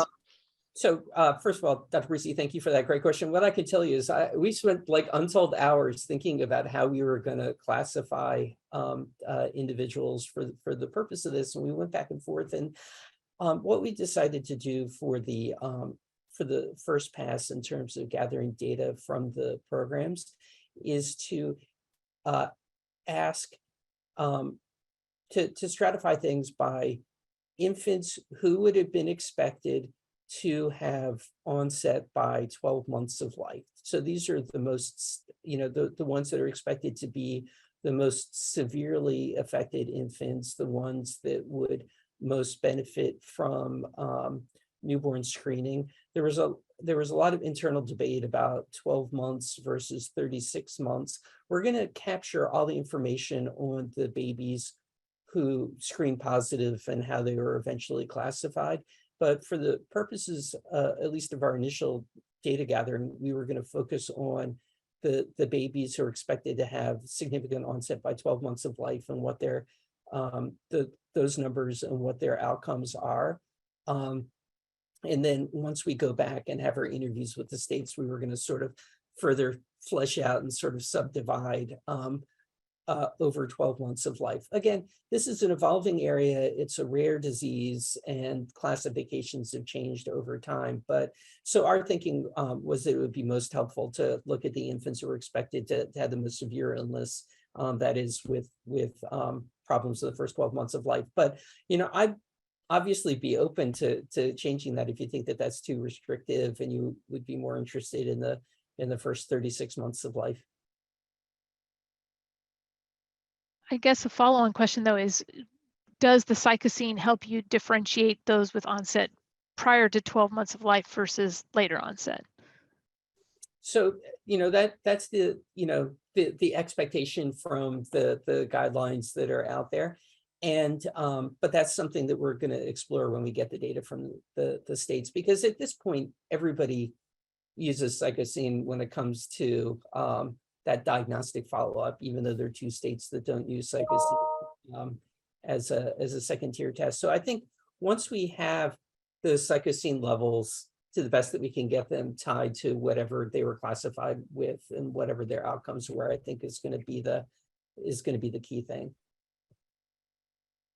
But cycosine obviously is not perfect, just because there are these like rare cases who at least that one case that I told you about before, who had non-elevated cycosine levels and ended up with infantile Krabbe disease, unfortunately. Thanks, Alex. And Melissa. Sean?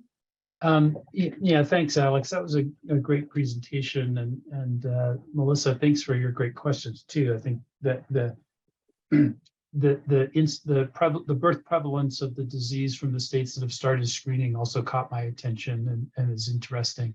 Alex, my question is really about whether you think that there are going to be data available about the potential for intervention for some of the later onset conditions. And I think looking at the fact that maybe there are more later onset cases picked up by newborn screening than we anticipated, and thinking about the data that I've seen for the treatment results from early onset patients, it seems like there's maybe potential benefit for treatment for people that have, I hate to use the term a milder form of the disease because I'm not sure that's an appropriate term related to this condition, but kids that we might not necessarily think of as obviously, if we say that we want that the goal is to screen for the very early onset, that we're going to get them a bone marrow transplant, there will be data suggests there'll be some benefit. But are there data to suggest that there will be benefit from an early diagnosis and early intervention with an early therapeutic intervention for people with a later onset form of the disease? Because to me, it seems like that's going to be a really important question for the committee to think about. And you raised like a whole bunch of questions in there in terms of figuring out like what the benefit is to the individual. And part of this has to do with like, who's the right comparator as well. So finding similar children who weren't treated to be able to understand what the benefit is. And I'm going to struggle, I think, to be able to come up with a simple answer for this. But this is my way of thinking about it, which could be wrong. So don't, wait till the next meeting. But what we've learned from the experts is that most babies who have really severe disease, and again, this is a terrible disease. So when I say really severe disease, it's really, I hope no one thinks that I'm minimizing the condition, but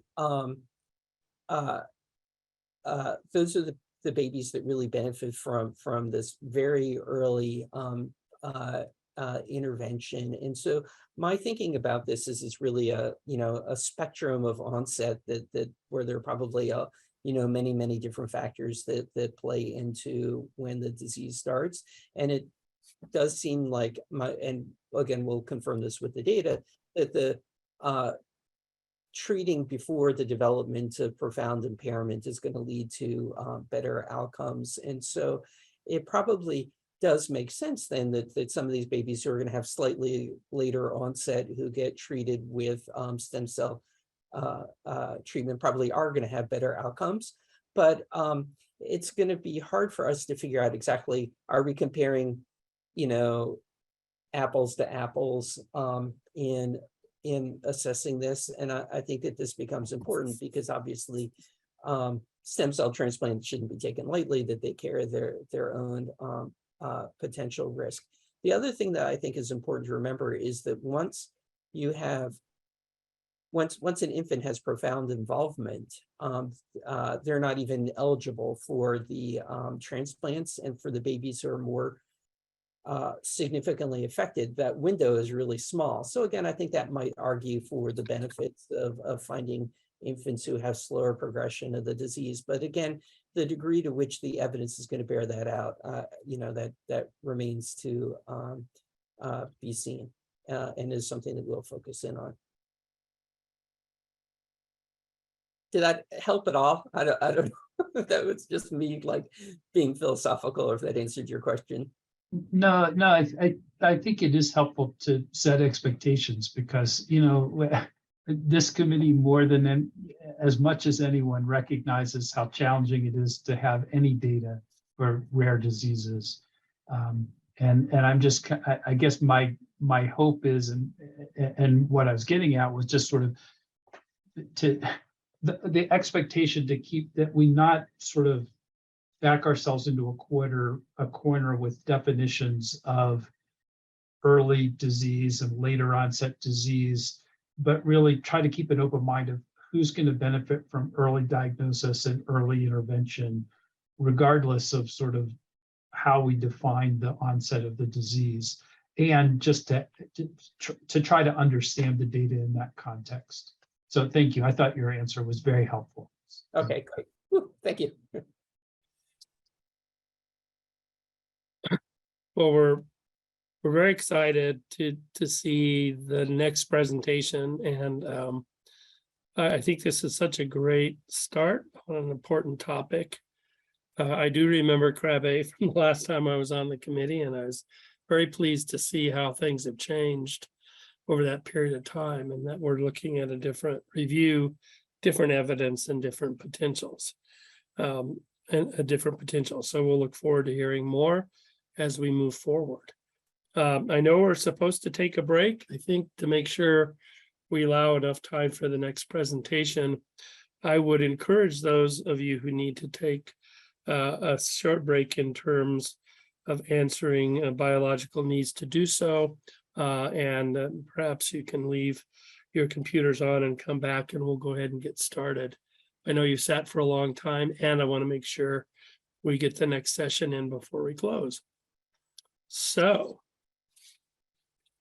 our next session is on long-term follow-up for severe combined immunodeficiency and other newborn conditions.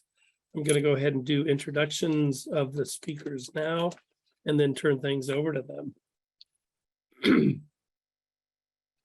The presentation will focus on expanding the ability of state public health agencies to create a system of care that can assess and coordinate follow-up and treatment for newborn screening conditions through comprehensive modules of long-term care follow-up. So there's 6 grantees who constitute this program, and we get to hear from New York and Connecticut this morning. From New York, we have Dr. Michelle Kajana. Sorry, I'm going to do it right, Michelle Kajana, who joined the Wadsworth Center in 1996 and has directed the New York State Screening Program since 2006. Under her leadership, the program has added statewide screening for 7 conditions and carried out several pilot studies. New York was the first state in the country to add both Krabbe and X adrenoleukodystrophy. New York State was second to add GAMT deficiency and identify the second baby in the US with the disease through screening. Her program identified the first baby with spinal muscular atrophy after implementation of the pilot newborn screening.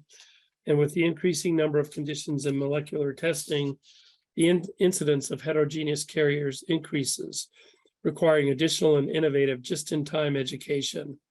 The New York program has been actively involved in quality improvement and New Steps activities, and Michelle serves on the steering committee.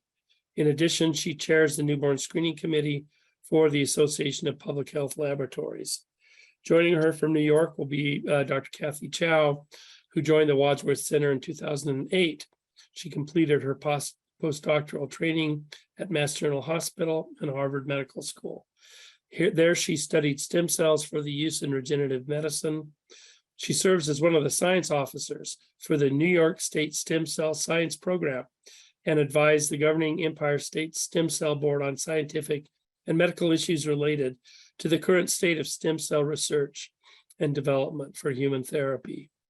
In 2018, she became supervisor of the External Systems Quality Unit in the New York State Newborn Screening Program for managing issues with broad impact on external stakeholders of newborn screening systems. She's leading the effort to implement the quality improvement oversight process on specialty care centers to establish best practices by reducing loss to follow-up rates and improving case closure time of newborn screening referrals. After their presentation, we'll hear from Connecticut, where Deborah Ellis is a registered nurse and educator with over 20 years of experience in clinical settings. In her current role as a program coordinator for the Connecticut Newborn Screening Network, she oversees referrals to the network for out-of-range newborn screens and helps to design and implement projects to support providers and families as they navigate the newborn screening system. Before joining the network in 2018, she was an NICU nurse for 17 years and recipient of the 2018 Nightingale Award for Excellence in Nursing. And joining her will be Katie Raboyne, a registered nurse with 13 years of healthcare IT experience and an 18-year career in healthcare. She has a master's in the science of nursing with a focus on public health and is board certified in nursing informatics. She's a nurse coordinator and senior analyst within the Connecticut Newborn Screening Network, where she works with specialty care teams to design and build patient registries, dashboards, and other population health tools. She also functions as a nurse coordinator, where she coaches the care teams on the use of population health tools and ensures patients on the long-term follow-up registries are connected to necessary services. So I want to welcome all the speakers and turn things over to Michelle and Kathy for the first presentation. All right, thank you. Can you hear me? Good. We can. All right, thank you very much for that introduction, and thanks to HRSA and the committee for inviting Kathy and I to speak to you today about our project. Also, obviously, to thank HRSA for the funding, which allowed us to get this off the ground after about 10 years of fits and starts. And I'd also like to welcome Dr. Kalanj and thank him for agreeing to chair the committee. Kathy and I are going to tag team the presentation today. So I'm going to go over some of the introduction and then Kathy's going to give you a progress update. Next slide, please. The goal of this project is to ensure that newborns and children identified through newborn screening achieve the best possible outcomes. And this project goes beyond the classical newborn screening model, at least in our state, which typically concludes with the diagnosis and the confirmation that a baby has one of the conditions and is in care and is being treated. Another goal is to support collaboration between our clinicians, public health, and families to create a system of care and be able to coordinate the follow-up and treatment of infants with these conditions. And as was mentioned, HRSA funds 6 recipients for this program. So Connecticut is tag teaming with us today. And this project got started August 1st of 2021 and will go through July of next year. Next slide. These are the objectives of the program, and this is what was outlined in the original funding opportunity, which was 21079, released in March of 21. So the first objective is by as of this July, we were to implement long-term follow-up models and data collection for 5 clinical sites. And then by the close of the project, we're supposed to integrate our long-term follow-up data and connect up clinical and public health systems. And also by the conclusion of the project, we are supposed to meet the benchmark of increasing by 20% from baseline the number of infants who receive coordinated long-term follow-up care through a medical home model. Next slide. So first, I'll tell you a little bit about the New York State Newborn Screening Program. It is mandated in public health law. Our statute is 2500A and 2500E, and the regulations are Part 69-1. We screen for more than 50 conditions, and about 222,000 babies a year. Our birth rate has dropped a bit, but this year it seems to be rebounding a bit. And about 3% of them return abnormal results. So that could be either borderline results or babies that are referred for follow-up and diagnosis. At the end of the day, about 1 in 300 infants born in New York each day have one of the screened conditions. So at an average 1,000 a day, about 3 babies a day end up having a condition on our panel. And we do not have a fee. We do not charge hospitals or parents for newborn screening. Next slide. So this shows our as-is follow-up. So this is a short-term follow-up. Once the referral is made by the laboratory, follow-up really springs into action. And we notify a PCP and a specialist, and the order of that may vary based on the provider and or the condition. We don't directly contact parents in New York State.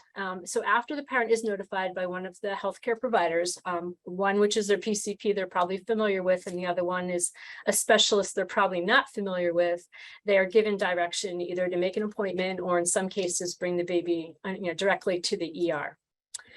Per the New York State regulation, the specialist and the PCP are supposed to work together to evaluate the baby via clinical exam and order any diagnostic testing, and then also provide management and treatment. And then their last obligation to us is to notify the program of the outcome. And we use this information to improve what we do in the laboratory and how we report results, and also the need for developing second-tier tests.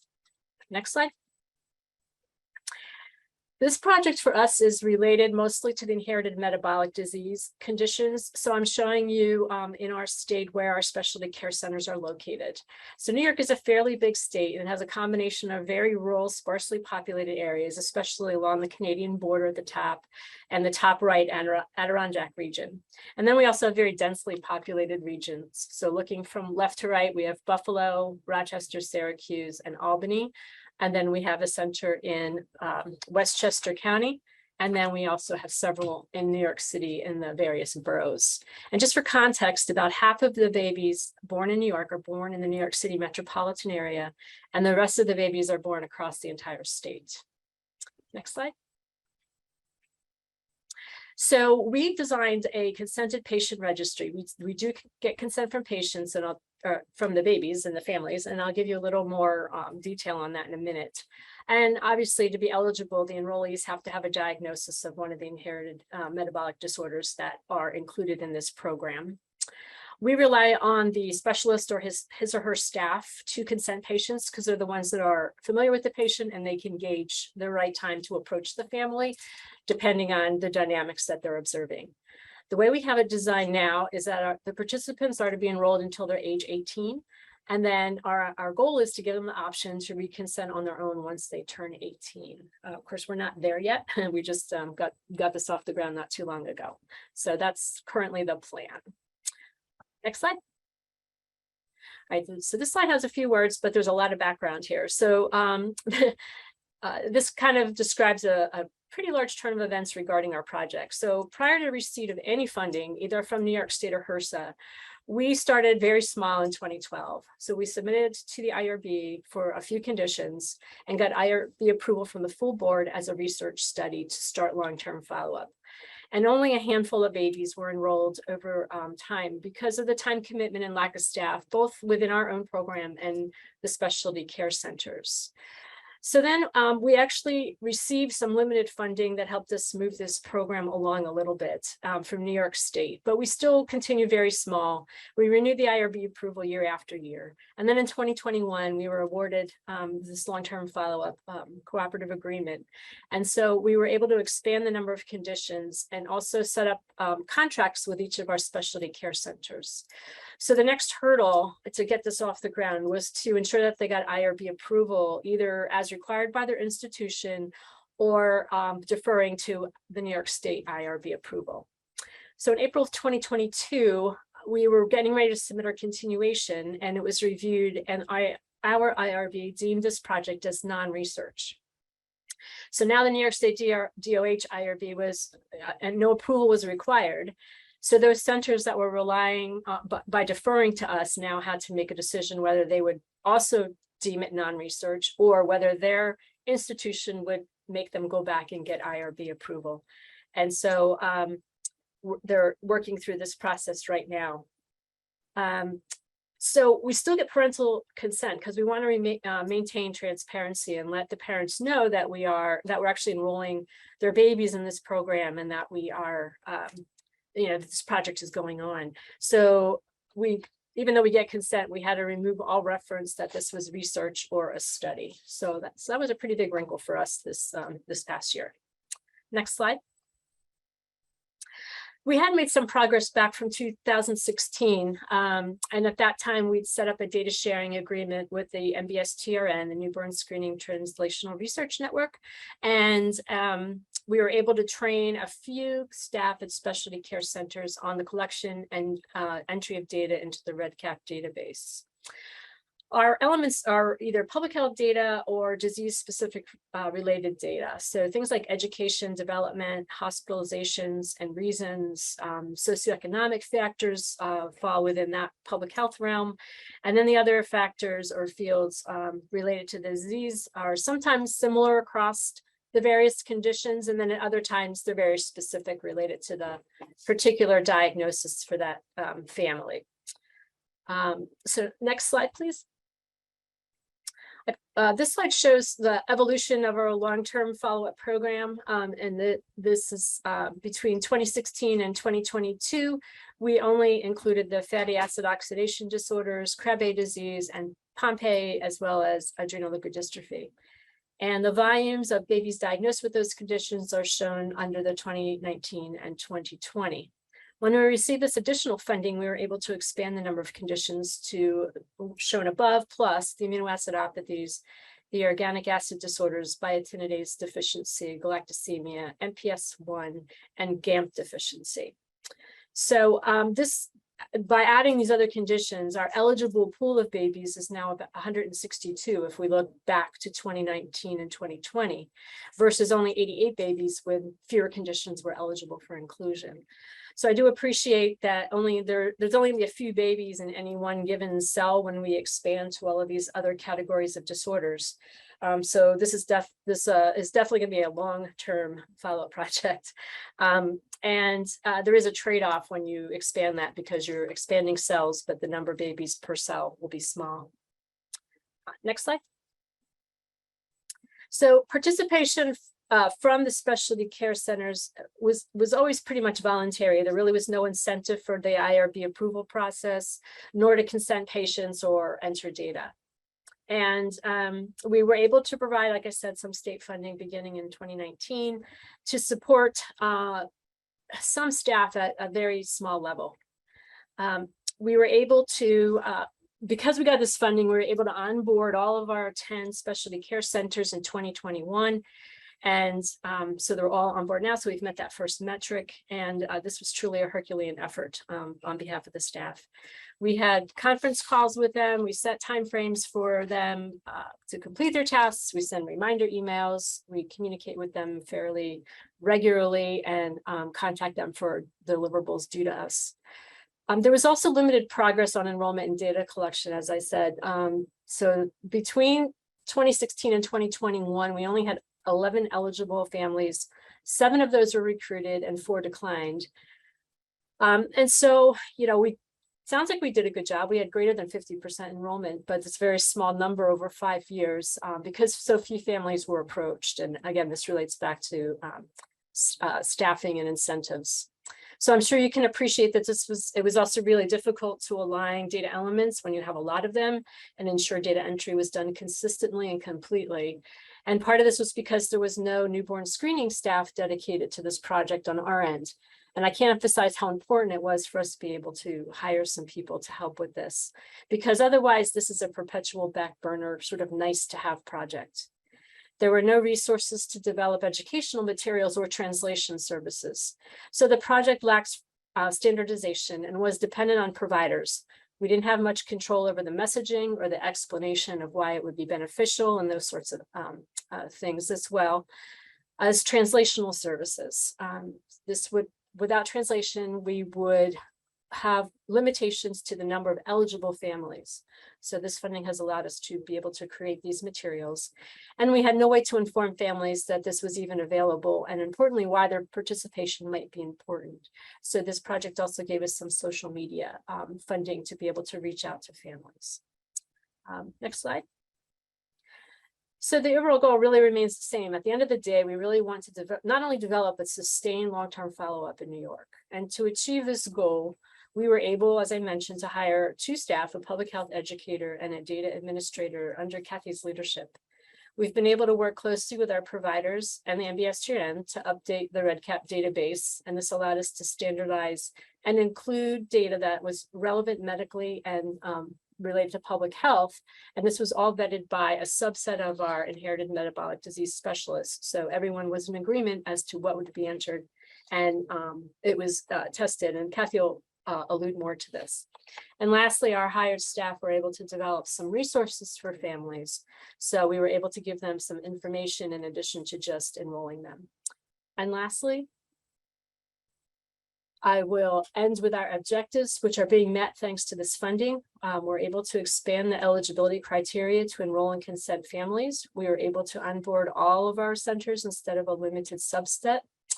We were able to enhance data collection by standardizing the forms and ultimately make available to our providers de-identified and aggregate data. So hopefully this data set will enable our specialists to refine care standards and allow for new knowledge discovery, and then ultimately supply feedback to our program for additional quality improvement. And so with that, I'll turn you over to Kathy, our project manager, to provide an update on our progress. Thank you.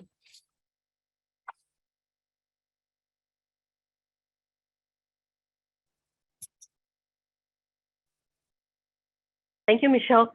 Can everyone hear me okay? Yes, Kathy, thank you. Great. Okay, next slide, please. So as Michelle mentioned earlier, the first objective of our long-term follow-up project is to expand the eligibility criteria to include all the IMD disorders screened in New York. And NBSTRN share a comprehensive list of data elements with approximately 1,100 questions for each disorder. And we know some of these questions cannot be answered by our specialty care centers. And also these data sets were compiled quite a few years ago. So to include additional IMD disorders, we need assistance and expertise from the clinical sites. Therefore, we ask for volunteers from our 10 IMD specialty care centers and form a data set review work group. So there are 3 clinicians and 2 clinical research associates representing 4 centers on the work group. And in addition, with HRSA support, we were able to hire 2 staff, Amanda and Janky, to help coordinate the work group and a BSTR data upload. Next slide, please. Sorry, can you go back? I think it was advanced too quickly. So our kickoff meeting was in October 2021, and we meet twice every month, depending on the work group's availability.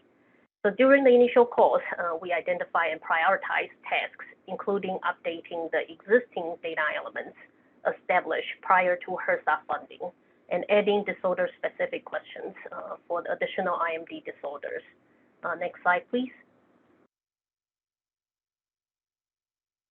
So the first task is to review and update the existing general data elements currently in REDCap. As we heard from the clinical staff that some questions aren't clear and sometimes the forms don't load properly when they try to enter data. And next slide, please. And the next task is to go through each IMD disorder, review and elicit relevant disorder specific data elements. There are approximately 40 disorders in total. And we started with IMD disorders. We have confirmed diagnosis in 2019 and 2020. And there are approximately 20 disorders. And the ones in teal color were reviewed by the work group. And we are currently working through the remaining disorders on the list. Next slide, please. And in parallel, our work group has started reviewing the existing disorder-specific data sets for Pompe, Krabbe, and XAOD during this summer. Next slide, please. So far, our work group has updated the general demographic data elements and reviewed 12 disorders. The online forms in REDCap database were also divided into initial and follow-up visits for longitudinal data collection. In addition, we also try to standardize the categories of data collection. Next slide, please. So there are 5 sections in general demographic data elements and 6 sections in disorder-specific data elements across the IMD disorders the work group has reviewed so far. Next slide, please. In order to have a smoother data collection process, we have reached out individually to the 10 IMD specialty care centers to create user accounts at NBSTRN, and NBSTRN will then add users to our New York State long-term follow-up project to access the REDCap database. And currently, we are conducting internal and external UAT for the updated design of the long-term follow-up project in REDCap with updated data elements. Slide, please. So here is a screenshot of the summary dashboard in REDCap. And don't try to read all the details. This is just a screenshot. So this is the dashboard in the development site. We are working with NBSTRN to make the display less busy and more user-friendly to the extent the REDCap capability allows. Next slide, please. And for long-term follow-up family resources, we were able to translate the registry consent forms into 13 languages to improve access and update the long-term follow-up patient registry brochure and info sheet. In addition, Amanda has also developed a long-term follow-up family resource brochure, which is going through the design and review phase by our New York State DOH Public Affairs Group. And lastly, a social media campaign was launched in July to promote the awareness and the importance of newborn screening long-term follow-up. Next slide, please. So in the next few slides, I will showcase some of these resources. And here is the brochure with updated graphics and information in Q&A format to provide more information about this long-term follow-up patient registry. Slide, please. And the family resource brochure offers information on financial resources, social support, education, and disorder information. And most of the content has been developed, and it was also reviewed by a proofreader for general audience. And we are working with a graphic designer to finalize the brochure. Next slide, please. The first round of social media campaign was launched in July for approximately 8 weeks. And this part was handled by a New York State DOH approved social media vendor. We worked with a media specialist and a graphic designer to provide content, creative, and messages. Slide, please. And I just want to summarize some hurdles we have encountered. So it was a big change for the project when it was initially deemed as a research study required by IRB review, and now it's a non-research quality improvement project. This decision does make adding additional disorders and data elements easier without constantly amending the IRB protocol, as the administrative paperwork is labor intensive. But on the other hand, it also created additional administrative work for the 5 clinical sites who used our IRB, as they then need to consult with their own institutional IRB for a determination. And there is also no existing long-term follow-up data sets readily available for IMD disorders that meets our project needs. So it will be beneficial to have some recommendations and standardizations in the newborn screening field for long-term follow-up data collection.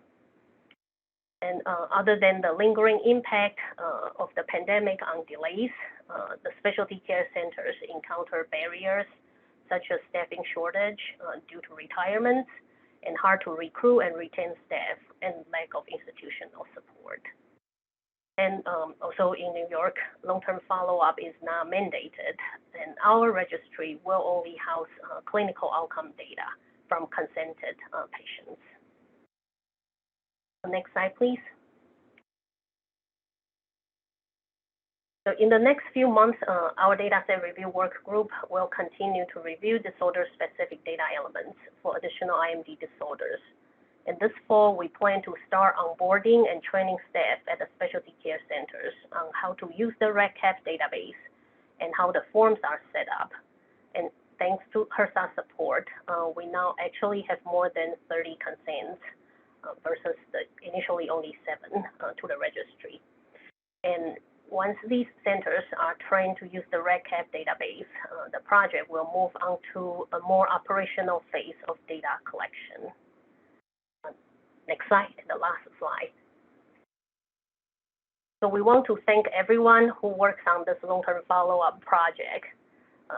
As Michelle mentioned, it was there are quite a few challenges and hoops to jump through from all aspects, and there's so many changes along the process. And we also want to thank everyone to make this long-term follow-up project possible, and also HRSA's funding to move this project forward. Thank you. So Michelle and Kathy, thanks so much for the update from New York. That was outstanding. So now we'll turn to Connecticut. And Deborah, I wonder if you're ready to take over the meeting. I am, thank you. My name is Debbie Ellis, and I will be providing an update on Connecticut's long-term follow-up newborn screening program. Next slide, please.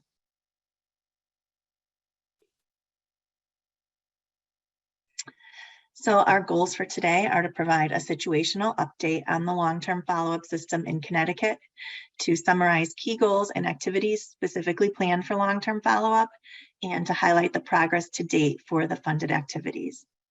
Next slide, please. The Connecticut Newborn Screening Network team is led by our medical director, Dr. Karen Rubin, and staffed by Ginger Nichols, genetic counselor, Megan Crisculo, registered nurse, and I will be presenting today with Katie Raboyne, nurse analyst. Next slide, please. The Connecticut Newborn Screening Program at the State Lab and the Connecticut Newborn Screening Network, commonly referred to as the network, combine to form Connecticut's highly integrated newborn screening system. The newborn screening blood spot testing is connected at the DPH lab, and if a result is found to be out of range, it is then referred to the network for short and long-term follow-up. In Connecticut, we screen for over 60 conditions and have approximately 35,000 births per year. Of those 35,000 births, approximately 400 per year are referred to the network for out-of-range screens. And of those 400, a little over 100 of those babies will receive a diagnosis. Next slide, please. The network is responsible for connection to care after an out-of-range newborn screen. We will speak with the primary care provider and refer the family to the appropriate specialty care team. We ensure that the PCP is aware of and involved in the plan. We are available to provide information and education to providers at primary care practices. If they have questions about the results or the level of risk of the infant, we will provide information to hospital-based medical providers and NICUs, and also to families if they want more information or have questions about newborn screening or the specific condition that their child referred for. We also provide access to genetic counseling and offer telehealth visits to all newborn screening families if desired. Next slide, please. Prior to 2018, the Department of Public Health in Connecticut had no centralized place to report screenings. They were reporting to 8 different specialty care teams at 3 different institutions. There was an increased opportunity for delay in care and for babies to be lost to follow-up. The DPH was also responsible for educating all of the stakeholders, and with more conditions being added and the increased need for genetic counseling and genetic testing, the DPH issued an RFP for the development of a statewide newborn screening network to support their efforts. And with that, the network was born. Substantial effort and cost was involved in creating this program. In the beginning, there was significant focus on developing registries, workflows, and algorithms. We met with the specialty care teams at both Connecticut Children's and Yale to agree upon workflows and algorithms. We went live in March of 2019. And since that time, there has been a notable improvement in the time that cases are open, the time until diagnosis, and there are less babies falling through the cracks. We have continued to optimize our long-term follow-up registries and workflows and to educate primary care providers, hospitals, and families. Now that we're tracking data, we continue to improve the quality of care. With the help of a grant from AMCHIP, we were able to offer genetic counseling via telehealth to all newborn screening families, and we formed Connecticut's first newborn screening family advisory group. Last year, we received the GRACE Award for Family Engagement in Newborn Screening, and now with this HRSA grant, we are developing a statewide long-term follow-up program. Next slide, please. We are very lucky to be a recipient of this HRSA grant. Our main goal for the grant is to ensure optimal health outcomes for patients diagnosed with a condition through newborn screening. We plan to do this by improving family-centeredness of care and the extent to which family needs are met, increasing the number of community and public partnerships to improve long-term follow-up outcomes, to improve quality chronic disease management, and this will be done through continuous monitoring of condition-specific dashboards by clinic-level coordinators, improving access to age-appropriate preventive care through newborn screening patients' primary care medical home, and this will be done through electronic data sharing. We will create the capacity of the electronic Connecticut DPH system to accept the long-term follow-up data and in turn report those long-term follow-up outcomes to one or more of the national databases. And we will also strengthen the readiness of adolescents for transition from pediatric to adult care. We are starting with the sickle cell disease cohort and will then spread that to the entire population. Next slide, please. Incorporating the family voice is one goal that threads throughout this entire project.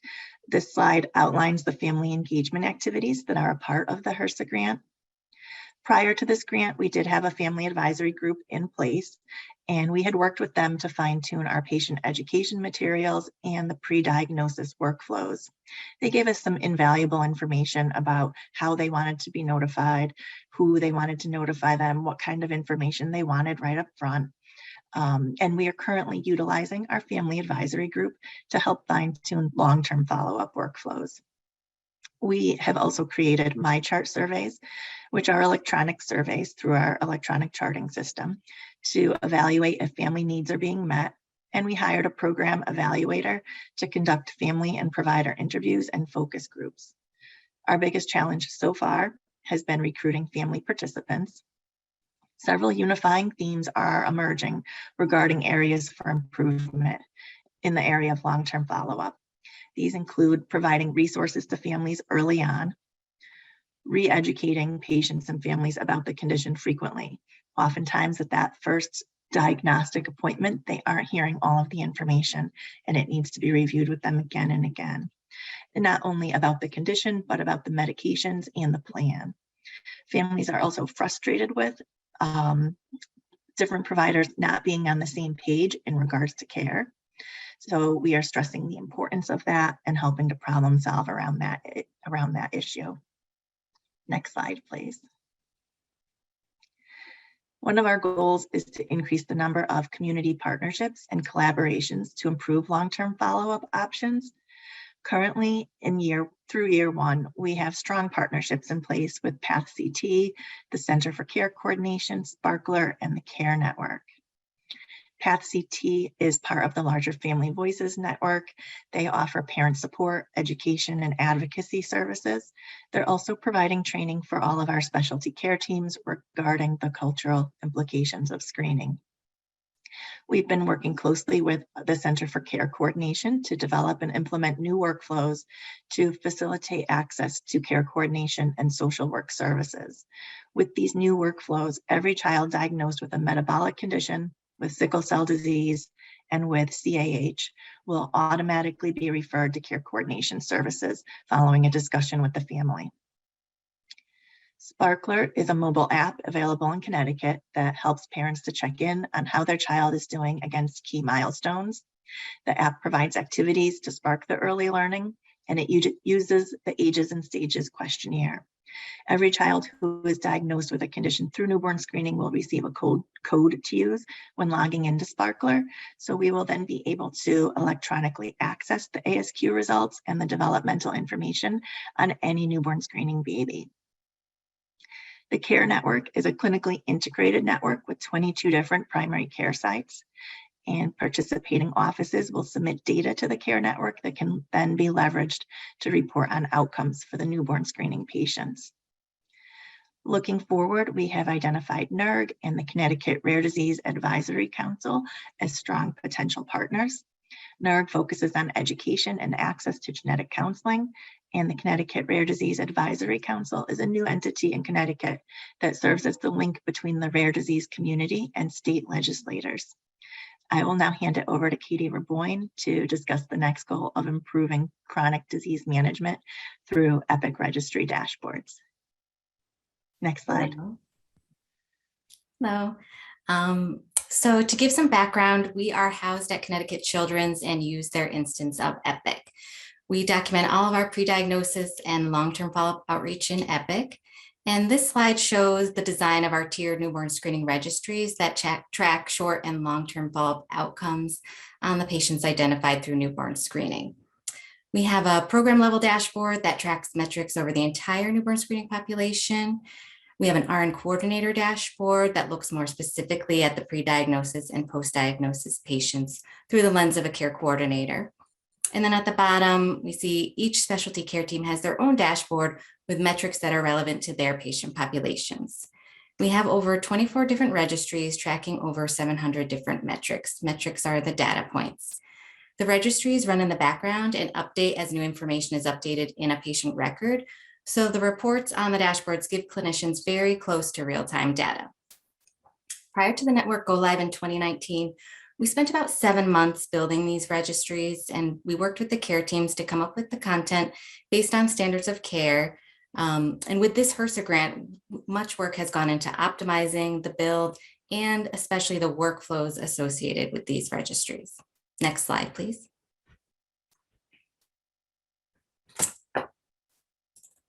We leveraged EPIC's health maintenance tool to translate guidelines into the electronic health record. So health maintenance is EPIC's main tool for monitoring and addressing patient care gaps, such as routine procedures or immunizations. When a patient becomes due for care, the system displays that in red in the health maintenance activity within a patient's chart. It's really a non-intrusive form of clinical decision support.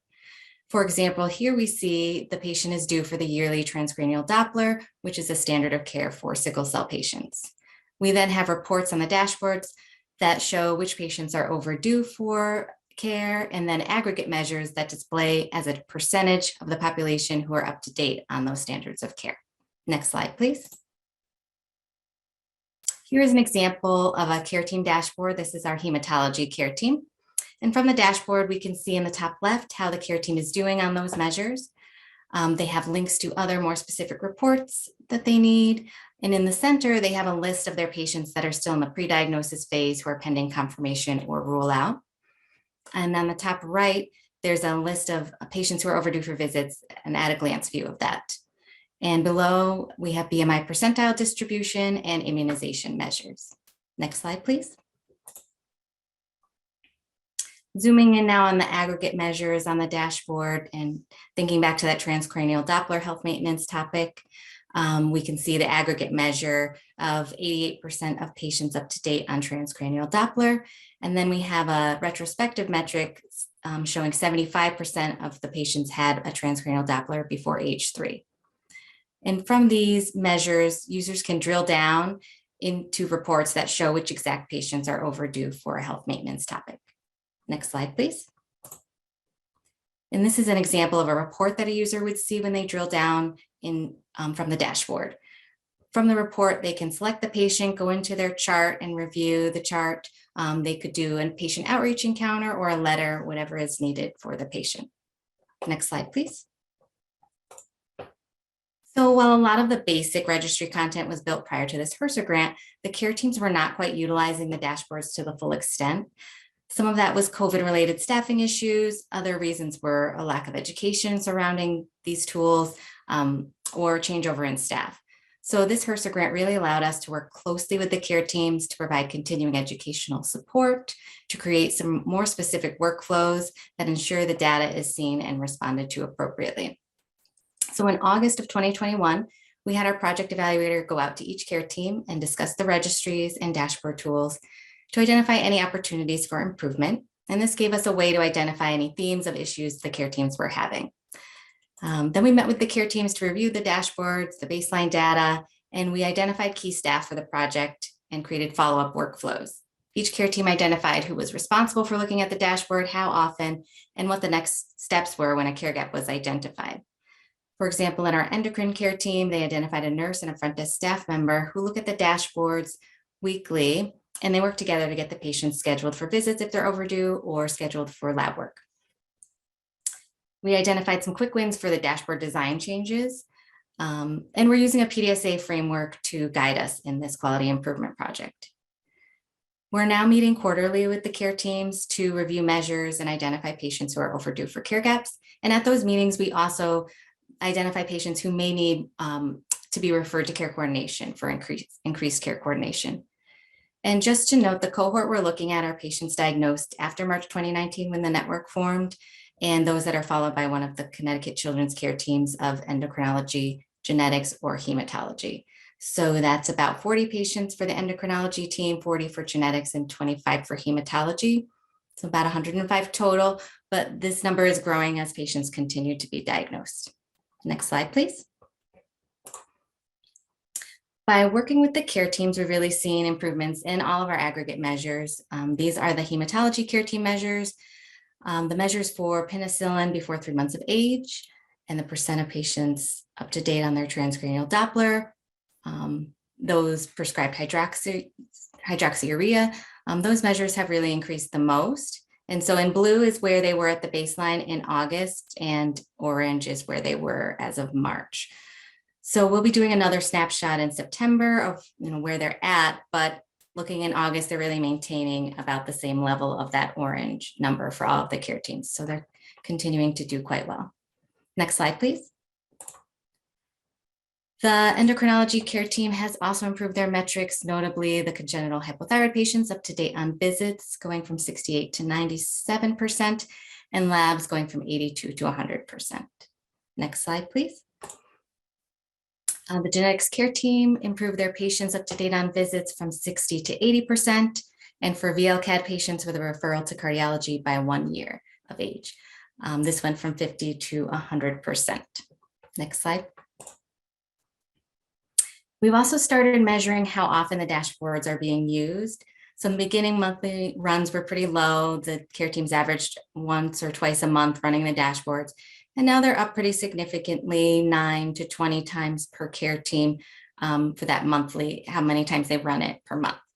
And the last column shows how many users are in each care teams, some of the care teams have a little bit less people that are commonly using the dashboard. And next slide. This is a screenshot of our program level long-term follow-up dashboard, which is sometimes called mission control.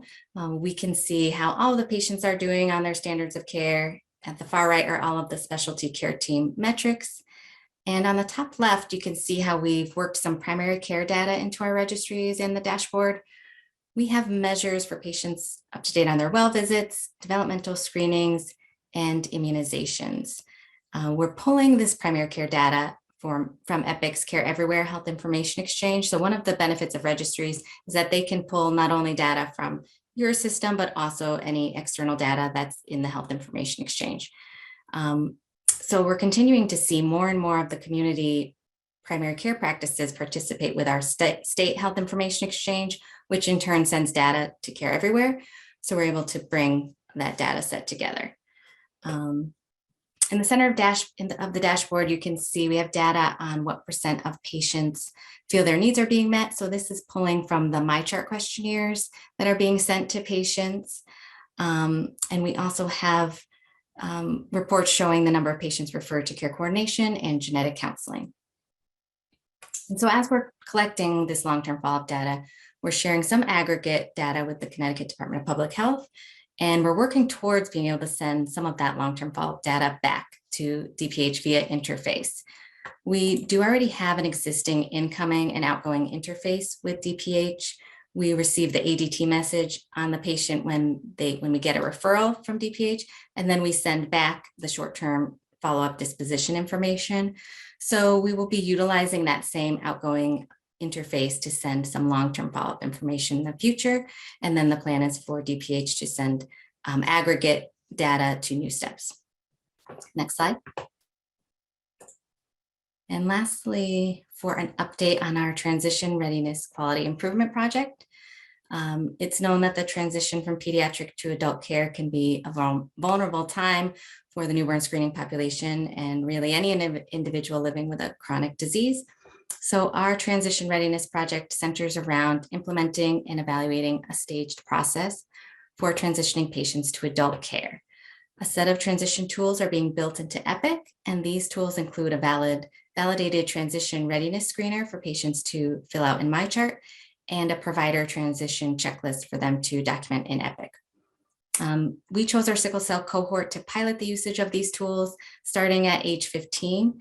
And we're nearing completion of this Epic build and the workflows, and we have a go live date set for mid-September. So from there, we plan to expand to the other care teams based on the outcomes of this pilot. Next slide. And that concludes our presentation. Thank you very much for your time, and thank you, HRSA, for funding this program.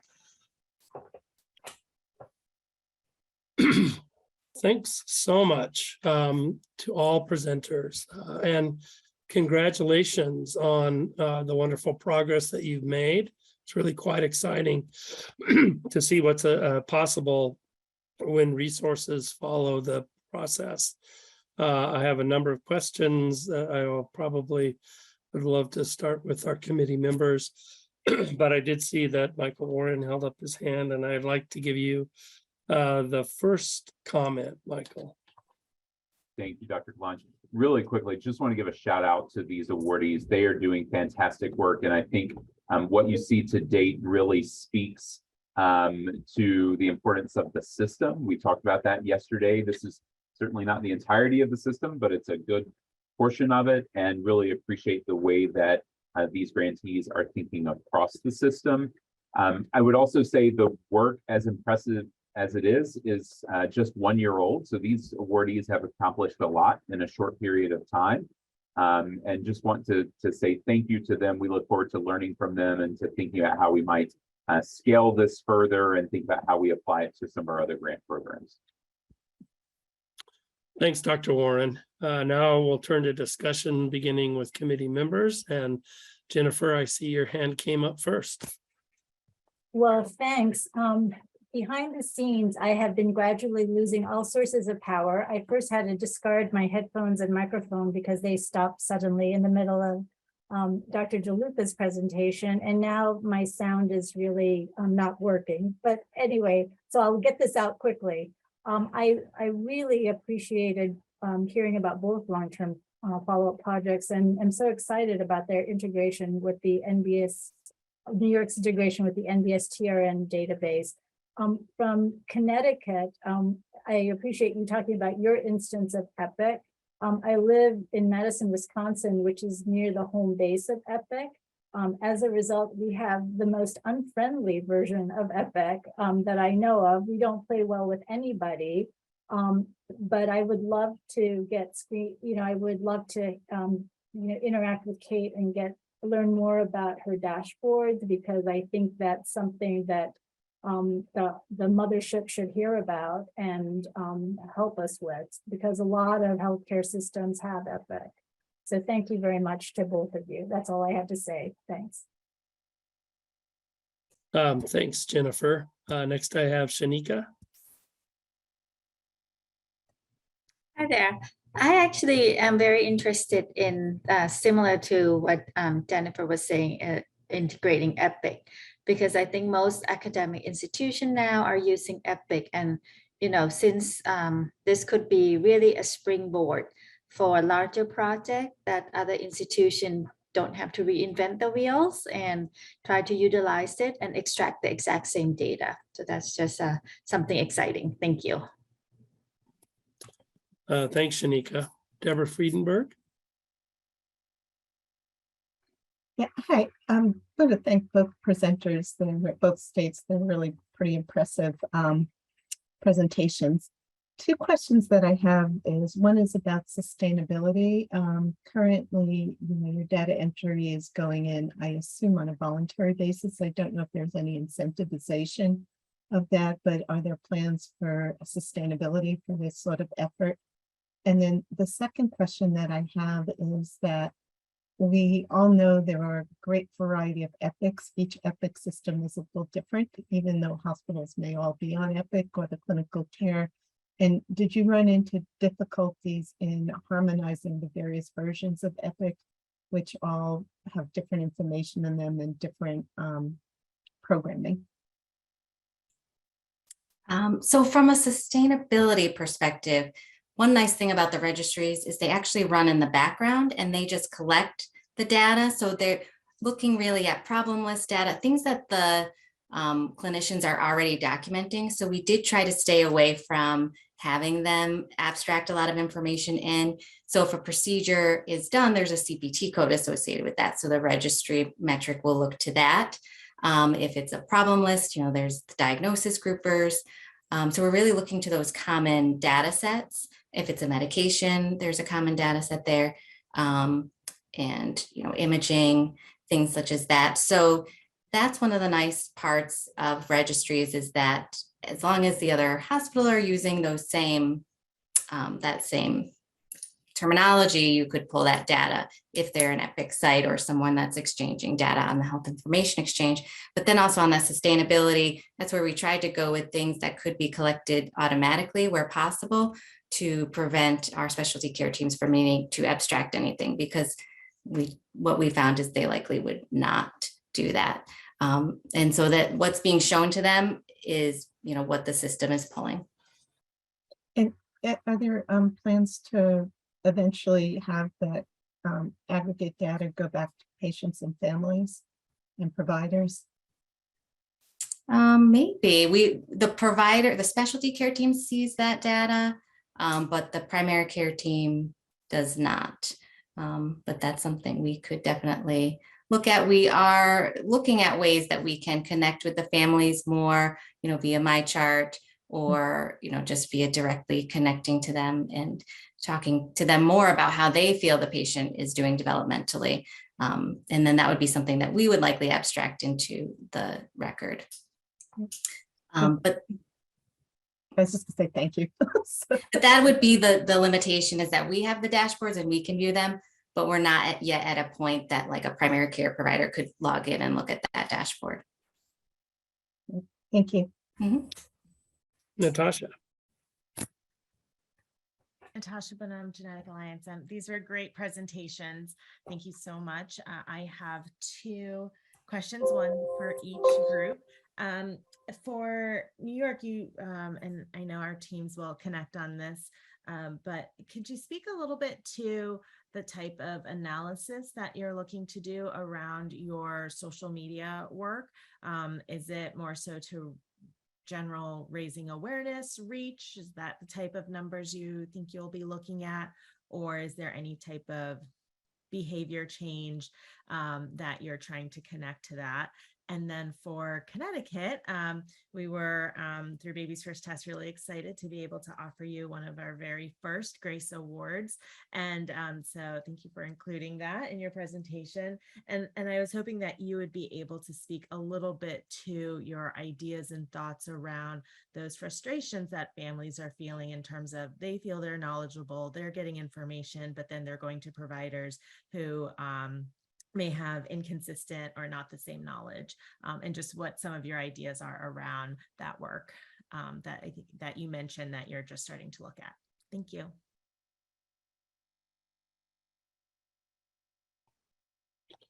Go ahead, Debbie. Looks like you unmuted first. Hi. So we have been speaking with our family advisory group for a while now. And initially, like I said, a lot of our focus was on the receiving the information of an out of range newborn screen and receiving the information about the diagnosis. And we've had really positive changes as a result of some of those conversations. And we're now looking more at long-term follow-up. And I think one of the most pressing issues in long-term follow-up is that parents feel that the providers are not on the same page, or that they have to repeat information over and over again. So they will go to the pediatrician, and the pediatrician will ask, how's the child doing in school? What medications are they on? What are the doses of the medications? What providers are you seeing? And then they go to endocrine appointment, and the endocrinologist asks all the same things. And then they go to a neurology appointment, and the neurologist asks all the same questions. And they're frustrated that this is a waste of time, and it's repetitive, and it's not of much value to them. And they wish everyone would have access to the same information. They sometimes feel that the information is not even accurate between providers, that the pediatrician will say, oh, I thought you were receiving physical therapy and speech therapy, and that has been discontinued for years. They sometimes feel that not all providers are aware of, know their child very well. So we talked about how we want to collect developmental information in our long-term follow-up program. And we're trying to connect with the primary care offices to see if developmental screenings were done and if we can receive some of the results of those screenings. And many of the parents said, I don't feel like our pediatrician knows our child well. I don't know that they're even looking at the results of our screening. I see them, I fill out a paper and it just goes in a pile and it's not a discussion. So these are all areas that I think are concerning for families and things that they deal with on a day-to-day or week-to-week basis, and that we're hoping that through this program we can help to improve for them. Thanks, Debbie. Kathy, I saw you unmute as well. So a little slow. Thank you. Yeah. So thanks, Natasha, for the question. So actually, our social media campaign, the focus is more on awareness and education. And it was actually a little challenging to come up with the message because we're trying to bring the awareness to the general public about long-term follow-up and newborn screening. But not everybody, from our understanding, not everybody actually knows about newborn screening and knows even less about long-term follow-up. So that's why we thought for our first campaign, this is what we focus on. But obviously, based on the reports and what we are going to receive from the social media vendor, that we will tweak our message or change our social media platform, trying to improve, because eventually these people will click. So there is a URL. You'll be connected to our website with additional resources and repository and materials on our website. thanks, Kathy. Robert? Hi, Robert Ostrander, AAFP. I have questions, two questions for both groups. And the first is to dovetail on Deb Friedenberg's comments about sustainability. I was concerned by the comment that we're looking at these programs to see what we should do with our next cycle of grants. Sequential grants is not sustainability. It really struck me about, and you mentioned this too, Ned, Michelle's comment about how this went from back burner, bottom of the priority pile to something doable because there was funding to drive it. And I don't think funding to start it up is what's going to drive it. I think it's continued funding, and I would be interested in what their thoughts are about sustainability if it's not done by sequential grants, because again, I don't think that that's a good way to do things, although I think a lot of things in medicine and in life happens that way right now. My second question, and it kind of dovetails into this, was this notion that, you know, in Connecticut, sustainability happens because we're using data that's there anyway. And this is a problem we run into certainly in our family medicine insurance company driven quality metrics and so on, is that they frequently choose things that are easy to measure instead of things that are important. And it's going to be a balancing act, because to make it feasible, you know, we can't do things that are crazy hard to measure, cost a lot of time and effort to get on the database. But by the same token, if we choose our questions based on what we can measure and not what really matters, we're doing a disservice to everyone. And, you know, again, sometimes, at least in, you know, some of the family medicine domains, they're measuring and grading and reimbursing based on things that actually matter not at all, just but are measurable. So the two questions are, again, how do we balance easy to get data versus getting the important questions answered? And then the other is sustainability that isn't dependent on grants. So for New York State, we are sort of building the infrastructure using this funding to set up a system. We're working on a way that our newborn screening database will enable entry for the initial sort of diagnostic, or, you know, the case to be set up in the system. So we're aligning the REDCap database elements with what providers have to tell us, and we're trying to streamline that piece. And then the goal from there is to demonstrate that this is worthwhile, and we have in a permanent newborn screening position to sort of oversee long-term follow-up and then help automate as much as we can. So we're trying to use this to demonstrate feasibility, to get it off the ground, and then make the case that it's worthwhile to continue. So that's our strategy, at least right now. In terms of the sustainability, we were not designing the registries by what was easy. We went by what the standards of care were. And so that does lead to some weaknesses in the sustainability, and that it's not a perfect system. Like, not everything will be able to get captured automatically. And then in the cases it doesn't, that's where having someone in my position does come in handy, because I can, you know, look at the chart and say, oh, it actually was done, looking back in these notes, and override it. So I just don't think that the computer will ever replace a person. And I do think, you know, it's a tool like anything else. And so you're always going to need people, and that's always going to need funding. Well, thanks again to our presenters. It was inspiring and exciting.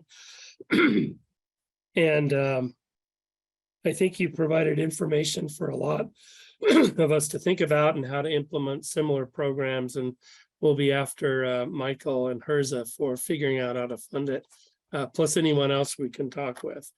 This brings us to the end of our formal agenda. Let me ask committee members if they have any new business or announcements they need to bring up.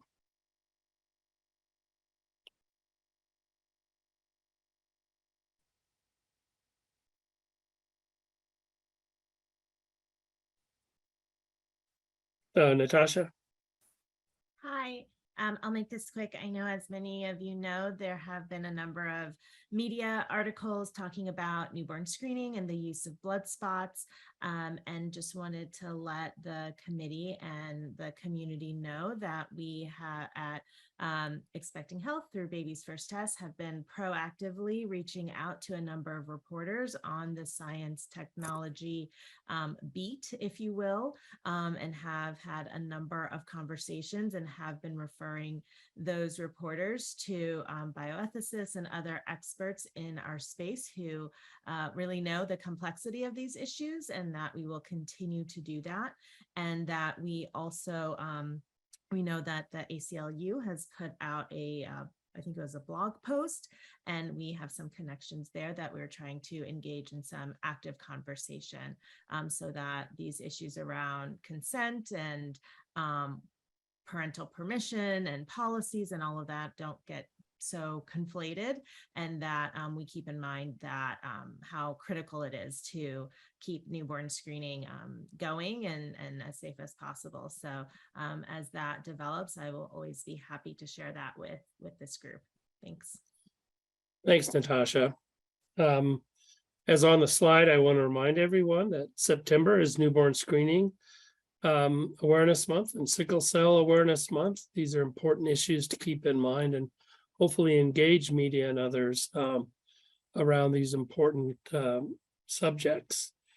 I have to remind everyone that these meetings are put together by a group of dedicated professionals, and I want to make sure we all thank them for their work, starting with my new best friend, Soo-Yeon Kim, and then my old friends, Alicia Keene and Elena Harris, and of course, Debbie Sarkar, without whom we could not put these meetings together. Our next meeting, as you see, is November 3rd and 4th. We are planning an in-person meeting, and we're quite excited about that.